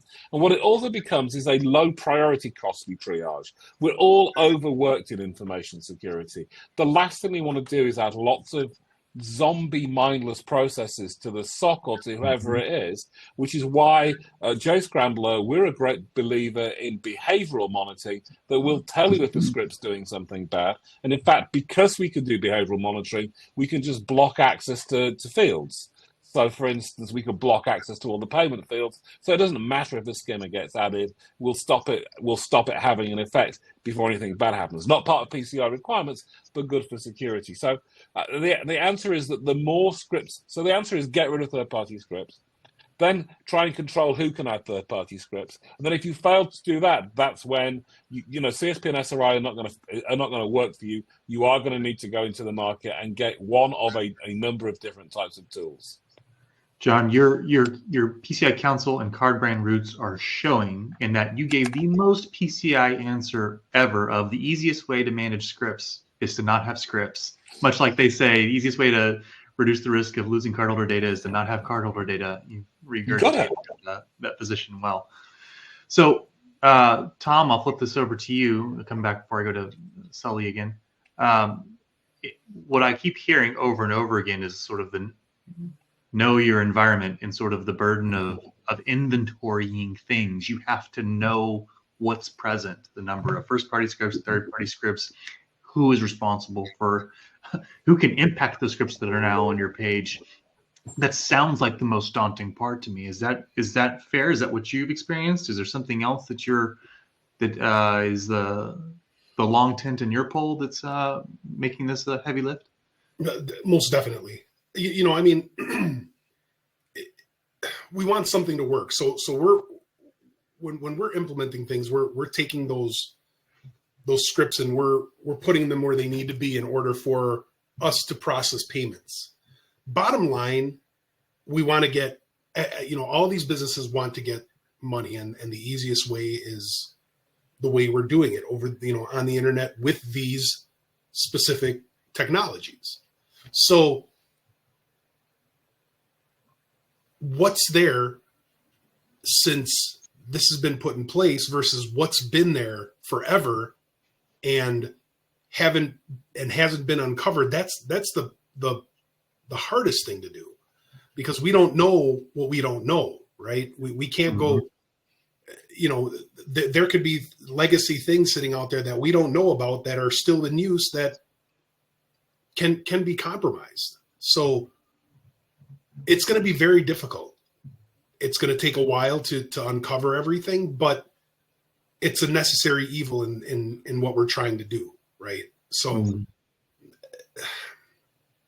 let's tie this into what John was saying, is that it sounds like part of the challenge is just knowing what you've got in your environment, but then also making some tough decisions about who has the authority to approve a script change or that a script should be running, or the appropriate controls. Are we going to allow those crazy folks in marketing to make this call that, this script is absolutely necessary and don't worry, we vetted it. It's good to go. Sure. And, you hit it right on the head. Is it really necessary, right? Is there a way as a merchant that we can start standardizing these things to limit that footprint? Let's look at everything we have. Are they doing something similar? Yes, they're processing payments. Can we standardize that in any way to reduce that risk? Yeah, is security enabling the business, or is it tail wagging dog in this case, where security is putting an unnecessary restriction on the business? It's reasonable to have a marketing script running that's tracking innocuous things unrelated to payments, of how long are they dwelling on a page and how much time are they spending looking at it. Those are all valuable things of the business, and we want to enable the business as security practitioners, not stifle them, but then also exercising some level of judiciousness around, okay, this is where reasonableness ends and where I have to put my foot down as a practitioner of, now you're asking to extend into an area that's no longer appropriate. So you got your hand up, or? I was want to chime in really short before you hand it off to Jeff. When you have a question about your health, you go to a doctor. When you have a question about your card, you go to your mechanic. And there's a lot, some of our organizations do have a security professional that you can ask. If you don't, find somebody to help you with these, because navigating these issues are complex and there's nuance. And you want the guidance, the thing you do, to be functional. There's a phrase that we often say that if security is not functional, people don't do it, and then they take a shortcut, and that circumvents the intent of whatever security control you meant to deploy. And the people who that you should be talking to will have experience, give you some guidance. How can this work? How can the technology stack that I have work?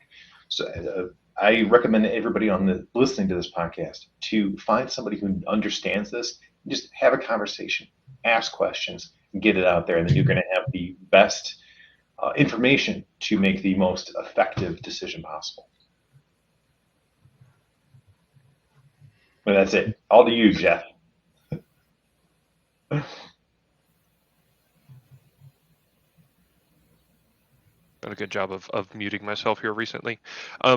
Yeah, we were going to take a look at the idea. Hey, does that behavior contract cause latency on high loads? So can only speak, and Pedro's got a little bit of a explanation there, but to speak to our implementation of this idea, a lot of the detection is actually done in the client's browser. The agent does most of its action inside the client's browser, and so it's each client that's providing the telemetry for their own session. So rather than waiting on a server that belongs to us to specifically reach out and tell the agent what to do or what not to do, we've got the agent pre-programmed. So it already understands what it should do in that session by the time it arrives. And that prevents us from having to wait on a server for a response, right? Hey, what do I do here? What kind of telemetry do you need? What are you expecting from me? But also means that we're not tying the client session to something that's not in the session, right? Where we could potentially break it or disrupt the transaction or something to that case. It's an idea that we'll discuss a little bit more. I'll show through the product demo and talk about how we avoid creating failure modes in similar ways where we've talked about some failure modes that CSP and SRI have, or how we tolerate those to make sure that we're protecting the business side of things, right? To make sure that we can still take payments, not reduce the client's experience, right? I mean, anyone in payments, first thing, as soon as you start talking about making changes to payment or to payment pages or processes, the first stat everyone looks at is conversion rates, right? The longer it takes, more conversion goes down. So we're very sensitive to that process, understanding that we're putting code into an e-commerce environment. So I'll touch on it a little bit more there, but generally because we're doing everything in the client's browser, as far as collecting information and making the decisions, we're not tying that off to a server that might be remote to the client. I don't know, Pedro, if there was anything to add there. I think that's, you kind of give a quick summary. Yeah, as I answered on the questions section, so 99% of the times there's no issue whatsoever. It's all done on the client side. As you said, it's very light process. We only found problems when basically the page was doing something very weird, like accessing the document.doc cookies like 5,000 times a second or something like that it shouldn't be doing in the first place. So when you get something on top of that, obviously the results will not be good. But those issues are very easy to find and fix, and it's basically a very light process. You don't get latency problems whatsoever. Okay, great. Well, it now might be an appropriate time to see some of this stuff in action. So, Jeffrey or Pedro, which one of you is perhaps ready to go through a demo of the tool and a hands-on demonstration? Yeah, that'll be me. So I'm going to share my screen, show a couple different things here. We'll first talk about how we deploy. As Pedro's alluded to, there's a couple different methods of doing these types of things. So let me share this. And we actually offer two ourselves. Let me.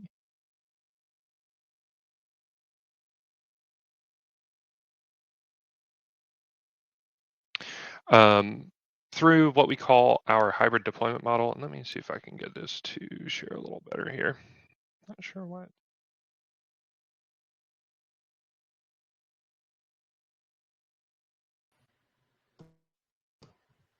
Yeah, that's not bad what we're looking at now. Okay. I can't see it. There we go. Cool. Let's actually back up one. So we do offer a hybrid deployment model. In that using web page integrity, there are two options for deployment. One is this agent-based model that we've discussed down here, kind of displayed on the bottom half, and then one is agentless. Agentless monitoring allows us to generate a synthetic user session. So what you'll see a term used around both in the guidance on the DSS and elsewhere, where we pull in a version of the page, run through that version of the page to generate all the information we need for compliance purposes. We can detect other issues if there is skimming code that we recognize. It gives us an opportunity to do that, and delivers all that information back to the web page integrity services, where we are able to aggregate that information, make it available to the dashboard. The other option is to take a look at the agent-based model, which is our premier solution. It's one that we've been talking about in quite a few of our use cases, where we actually add a piece of script to the client's or to the page that the client picks up when they visit that page. That comes straight from our CDN in this case. We retain all the services that maintain even the web page integrity services, that maintain the delivery of the agent, so that our clients don't have to have those services assessed, as they fall under our own assessment, and we are able to provide that information to clients. But from there, that agent can monitor that session and then, of course, configure it. So when we say agent, we're referring to that piece of JavaScript that's in the client or in the client session in their browser with them. Nothing for you to install on a web server or anything of that nature. Contrary to some other solutions or other approaches, there's no need for you to change around things like your DNS, change around, nothing to reverse proxy. You don't need to make any modifications to your existing tech stack. Merely adding that piece of code to the page will allow the agent to load. And this is done by simply adding a single snippet to the head of any of those payment pages. But of course, once we've done that, again, the agent's able to monitor those client sessions, configure them if necessary, and then deliver that back to the dashboard, where we can show it in aggregate, or deliver that information over to the admin team, where we can review it further if there's any security or compliance needs there. I'm going to pop open now. I've got a little bit of a live demo here that I want to walk through, just as a quick showcase of how we address the two requirements specifically. We do offer a separate both technical and commercial offering of web page integrity, where you don't need to have the entire solution to meet 6.4.3 and 11.6.1 explicitly. We provide views for those within the product that are tuned to each, and make sure that you're getting everything you need for compliance without having to have the full solution. Let me share this window now. And we'll do that via our Jscrambler shoe store here. Is actually hooked up to an instance of web page integrity that I'll log into. And as I mentioned, we'll discuss the PCI DSS components of web page integrity. Again, larger solution. Really, this space is something that we were brought into because our original goal with this tool is, of course, protecting the integrity of the page, the data within it. These requirements very much lean heavy on those two ideas. And so we designed these specific views for it, but again, a larger tool that's capable of other protections, other types of client data or activities. But today, let's stick to just the PCI DSS components. We'll start off here within vendor services. This is how we keep our inventory. Rather than keeping the inventory one by each or script by each, maybe by URI or URL, we instead bring those up into this vendor service level that allows us to track them at a high level. And as you might already see, vendor services typically made up of the vendor and then the service that they're providing in the page. I've got Google Tag Manager here, but we might have other entries from things like Google AdSense or reCAPTCHA. And then we've also got entries like Stripe and Full Story that are made up of just the vendor name, where they really provide one vendor or provide one service. Now, as you mentioned in that behavior contract model, we provide behaviors to form the basis of authorization. And if we take a look at Stripe, we take a look at their details, we'll see in their history that they have no previous authorization, right? They've been very recently introduced to the page. And because they have no prior authorization, web page integrity is prompting us through that needs review status to supply some type of authorization. Now, in doing so, again, we'll provide you the behaviors of a particular vendor in the page in order to help you decide whether that's something you should or shouldn't be authorizing. Now, in the case of Stripe, they're of course a payment processor. They want to transfer some data to their own domain. They want to control iframes, where they're adding an iframe again with the source domains from their own. And then they want to access some form data when the card information appears flat in the page, just in a form on this particular page. This makes a lot of sense, right? Stripe is a payment processor. They need to get the information in order to get the cardholder information in order to process it. They're doing that either through the frame or through the form. And so it makes us very easy for us to go back and decide to authorize this particular vendor service. When we do so, we will provide a recommendation that you can, of course, adopt, add to, or otherwise modify. Of course, using this is optional, but we provide this for vendor services that we are familiar with. In most cases, we will suggest that you should allow only observed behavior in any given category. You'll see I've got 3 categories here for Stripe that we took a look at over in the behaviors view. So that network transfer, the control of iframes, and the access of form data. In these particular permissions, what we're saying is once we hit save and Stripe moves to authorized, we're telling web page integrity that, hey, as long as any script that's a part of Stripe now might be issued in the future, might be dynamically generated, might be different based on the geography of the client, right? Maybe you have a vendor that's distributing different versions of a script based on whether someone's under GDPR or not, right? Any of those different versions, so long as they stick to the behaviors that we've already seen, right? That network transfer, the control of the iframe, and the reading of the form. As long as they're using those behaviors or less, web page integrity will apply that authorization to those other scripts and leave the Stripe vendor service in this authorized status. Again, so long as they're sticking to those behaviors. Once they step outside of that, once the agent reports that they have gone out of that behavior contract, is what we'll see here with Full Story. Now, in this case, if I take a look at their details, we'll see in the history that there's a previous authorization by a John F., but now we're back into needs review because we have a few behavior categories that have changed. And in fact, the same behavior categories we just took a look at. If we take a look at the details, we can see that they have some new aspects that are assigned or shown by these blue dots here, saying that, hey, I see some new data transfers. And if you pardon my kind of obvious naming scheme in this demo, perhaps a domain we don't trust so much.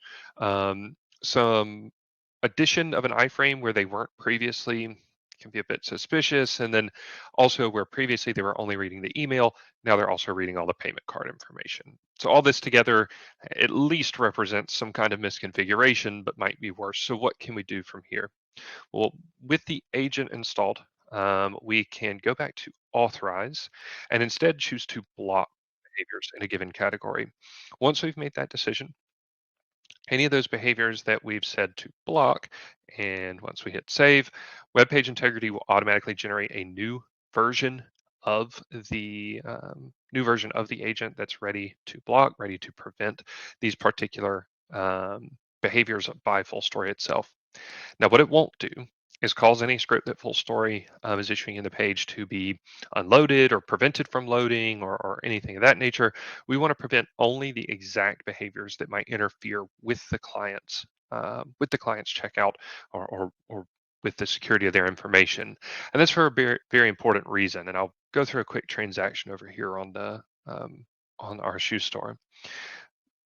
When we make these blocks, in this way, when we're very precise with these, it allows us to block script that's in the page, prevent it from taking malicious actions, but let other actions that might not be malicious or might be depended on by other vendor services or other scripts, allow those actions to continue.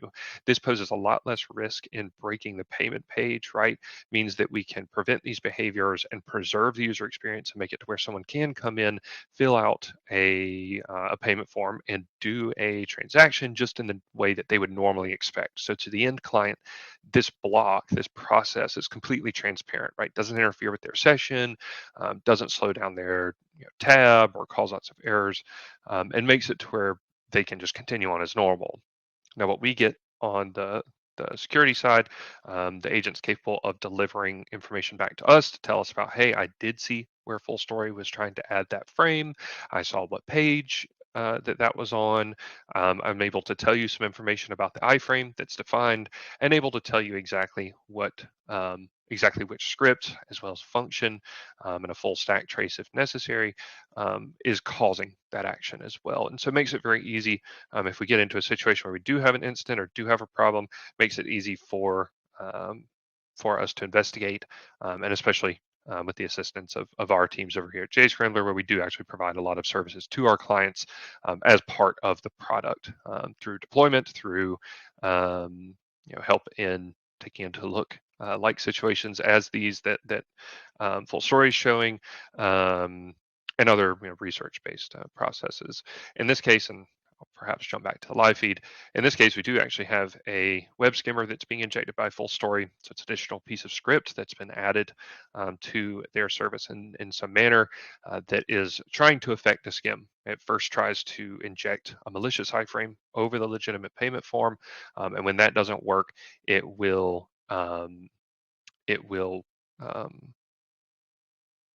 it tries to read the payment form directly, and again, stopped by the agent as it's confirming for us here in the page. And so, or confirming for us here. What this means is that we're not caught in a situation where if we do experience a scammer like this, where we're not sure, hey, what's happening on the page? How do we respond to this, right? We have both the agent to provide some very immediate mitigation and also to provide the information that we need to investigate, ensure that if there isn't a problem. It might just be a simple misconfiguration, for example. Talk about 11.6.1. We monitor specific security headers that are retrieved from these sessions and compare them to a baseline. This allows you to simply go through and review headers. When doing so, you have the option to either authorize those headers, which adds them to a baseline, and means that as long as web page integrity observes the same header, it won't generate an alert to ask you to reauthorize that. We'll certainly make a note that it's been observed, but won't require any action to continue doing that, or discard it, which will not add it to that baseline. You can, of course, have multiple header values in a baseline, and we will automatically roll off old values to prevent those from staying in the baseline. Couple other things to talk about. The alerting pane here summarizes all of the specific alerts. Then there's also an overview that talks about them on a per page basis. The only alerts that we will issue for compliance purposes are a change in vendor service, right? Introduces more behavior, introduces more risk, which is what we saw Full Story. An alert where we see new script being added to the page. That was what we saw with Stripe, or an alert for HTTP header changes that we just took a look at over in the HTTP headers view. Outside of that, we won't issue any other alerts that you should service for your own compliance. And so this tends to be a system that once we have that initial baseline, we're not receiving tens, hundreds of alerts from here. There'll be a few here as as behaviors change between different vendor services. We'll also provide you evidence for assessment. And I see there's a question out there about multiple pages. Just to show within here, we also allow, in this instance, I have just one page, but you can have multiple sites, multiple pages, and you can also edit authorizations in bulk, where we can click on a drop down here, like all the pages we have configured, or a subset of those to edit the authorizations in one pass. So makes it very easy, especially for script that you're using broadly, probably your own script, ours, maybe payment processor script that's the same everywhere. Makes it easy to quickly go through and establish that initial baseline. Let's see. I think that is what to mention here. Of course, I'll invite Sully back, and I think there's and Adam. Not sure if you've got something in between there, but a quick overview of Schellman. But just to kind of finish out my side of things, we of course do provide for integrations like webhooks to go to SIMs or other log aggregation services, native integrations like Jira and Slack, where we can send messages, open tickets, and of course, something as simple as email, where you can get these alerts out of here, and other integrations like single sign-on that you would expect from a tool that's designed to manage these requirements. I think that's it for me. Adam, I'll pass back to you. Okay, let's see if I get bit here. Should be viewing a start of a PowerPoint, Nick. Gotcha. Think it's sharing? Great. So quick overview of Schellman, what our capabilities are, and sort of why we're here. So we're a QSA company, and not limited to PCI, so it'd be a disservice to say that we're limited to just PCI services. We're a trusted partner for lots of companies here. So I'll share a overview of some of the folks that we work with. You can see it's some of the world's leading companies. We have really large entities that we work with that require us for lots of different services. And then we have some much smaller startups. So it really runs the gamut. It's not limited to any particular industry vertical. The reason why these folks enjoy working with us is because of our approach, and that we were able to bring one firm in-house to really assess anything that you need. It's one firm, one team. Everyone that comes is a full-time employee of Schellman. And we all sort of operate the same way. When I say we're not limited to PCI, it's really sort of an exhaustive list of things that we can provide for you. Here is really an incomplete list of the suite of services that we offer. So we are, in addition to being a QSAC that can do DSS assessments in all regions, PDPE, 3DS, PIN, software security framework stuff. We also have a full pen testing lab. We're a FedRAMP 3PAO, CMMC work. We are an ISO registrar, but with both ANAB and UCAS. So we really do have a global reach. But the thing we hear repeatedly about what makes this slide really impactful is that we conduct all of our assessments using the same or a very similar methodology. So from assessment type to assessment type, you're going to get a very similar experience. So if you love working with us doing SOC, for example, you're going to love working with us on PCI or vice versa. So we all sort of follow the same methodology across all of our teams. And our reach really is global. Here's all the countries that we operate in. Like I said, we're authorized to operate in every region across the globe. And so we have about 550 folks that do this sort of full time. So we are not a consulting shop. We're not trying to sell you any sort of software or anything else. We want to be your security assessor and really a trusted advisor when you're trying to make a security or compliance decision and help guide you through obtaining whatever accreditation that you're seeking to validate with. I'll leave you with one final call that if this 2.5 hour presentation did not satiate your thirst, we are going to have an additional virtual conference here coming up here in just a couple of weeks, 2 weeks, 3 weeks, something along those lines, March 6th and 7th. Schellman Con. I'll give you a moment to take a screenshot here of the little image here that will pull up a link to allow you to go and sign up and register for that. Jscrambler is also going to be involved there as one of the sponsors, but you're going to get to hear from a bunch of folks in industry, not just folks at Schellman that are throwing compliance stuff at you, but you're also going to get to speak to some of our, or listen to hear some of our customers speak, some of our other partners that talk about GRC platforms that they're offering, what they're seeing in the landscape. So a really valuable conference that you can attend virtually and get some CPEs to boot. So I'll leave you with a sort of our parting little mantra here is that if Schellman is known for anything, we strive to be known for quality above all. So that's we want to be your trusted partner and know that what you're getting from us is really an objective, qualified opinion, and we're going to steer you straight. And that's one of the reasons why we've enjoyed working with Jscrambler to date, because we think they sort of epitomize a very similar cultural mindset that we have about the emphasis of quality and steering you in the right direction. So with that, I'll stop the share here and I'll take us back to, I believe this is our last opportunity for Q&A. So let me see if we have any questions that have come in. I think a lot of them have been answered along the way. I'll defer back to any of the other members of the panel. If you've fielded questions in the background, please let me know. Jump in. You can answer those at this time.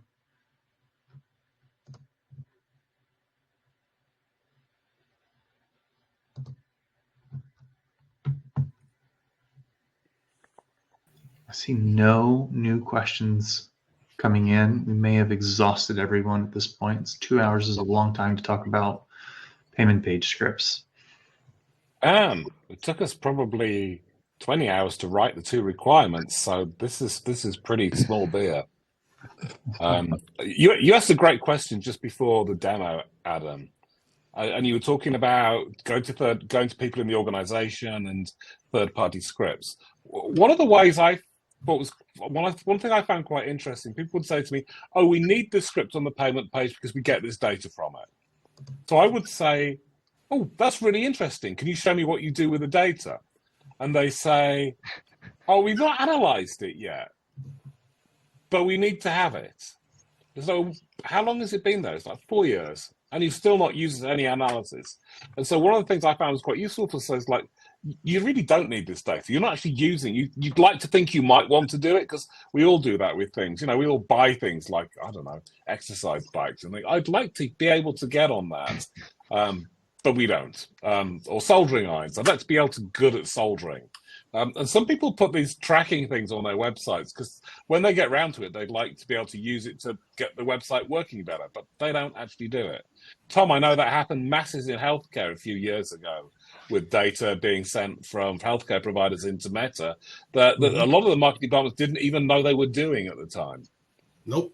No, it was a very big issue that we had to overcome, right? And now how do we track that? How do we make sure it's correct?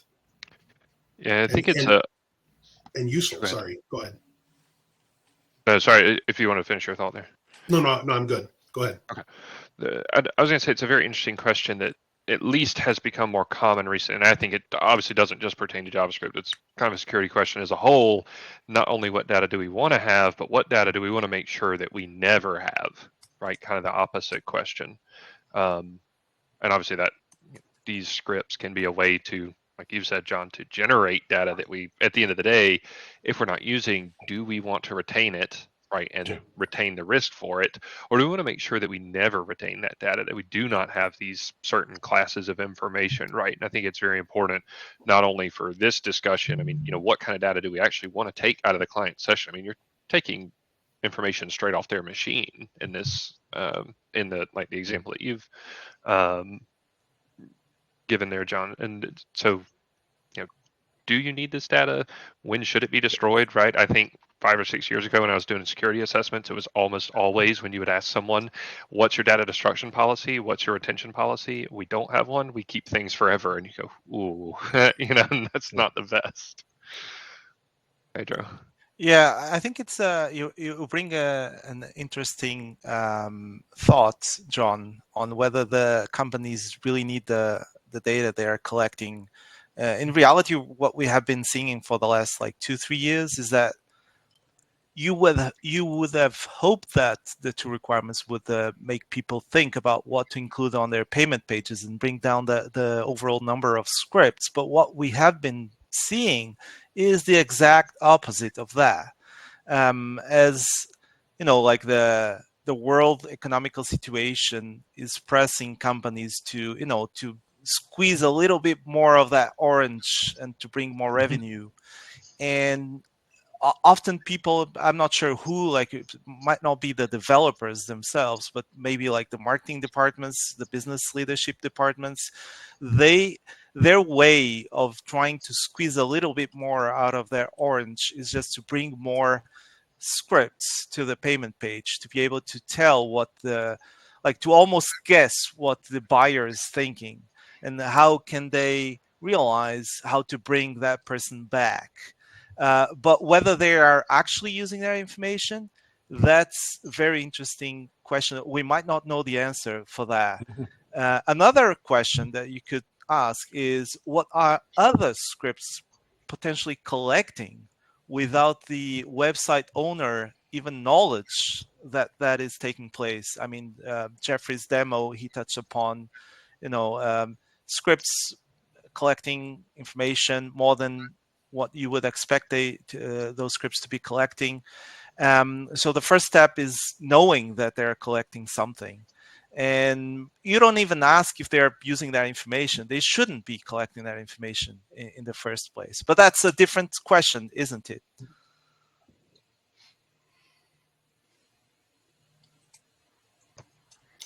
I've got something to add. It's not as much a question or anything about the scripts or anything of that nature. What I just wanted to add was, to the merchants that have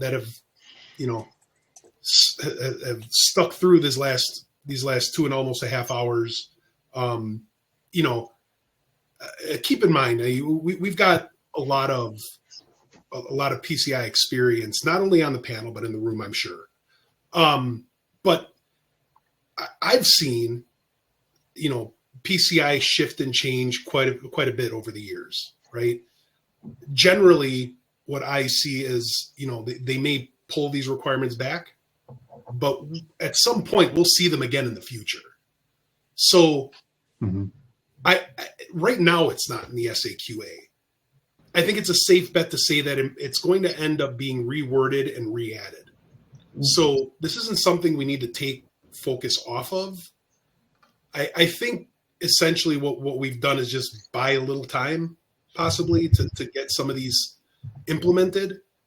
So I wouldn't take your foot off the gas right now if you're already in the process of putting something in place or trying to identify what you need to put in place, or even identifying those scripts, right?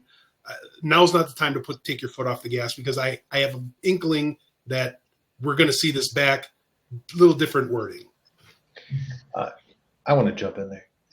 The controls did not go away. They remain in the PCI DSS. So if you're completing an SAQD as a service provider offering these things, you still need to complete these controls. Right. The other comment about the shift in PCI, wholeheartedly agree, because the PCI DSS is a one-size-fits-all. For anybody who's ever tried a one-size-fits-all item that didn't fit you, that's kind of the difficulty with PCI. The progression of the PCI DSS to a risk-based control, where an organization can say, here is the intent of the control, here are the technologies I have, serverless. When the PCI DSS was created, serverless didn't even exist. So now that we've evolved, technology has evolved, the PCI DSS is pushing organizations to say, this is my exposure, here's how I'm mitigating this risk. Notice how I didn't say not susceptible, but it's Tom's right. These controls should absolutely be a consideration. You should not take your mind off of these controls. And I strongly recommend for any merchant on this call to seriously consider implementing or meeting the intent of these controls, even if you're not documenting it within SAQA. Yeah. I mean, you have to do something to be able to say you're not susceptible. A pen. All right. Oh, Sully. We'll end with that really bad advice of just All right, for everyone that's still hanging around, thank you so much for sticking with us. And on behalf of the panel of folks here that contributed, I'll extend a thank you from all of them also. If you were too nervous to ask a question, too embarrassed, you want to connect with us offline or after the fact, please do so. Don't hesitate. You can find us on LinkedIn. We've got contact websites and contact portals via both of those sites that you can reach out. You'll also be receiving a communication after this webinar that has details around your attendance and your CPE records. And then you'll be receiving a follow-up call to action from us afterwards with the availability of the recording and the documentation. With that, I think we can adjourn. Thank you, everyone for your time, and appreciate your participation. Bye all. Bye-bye.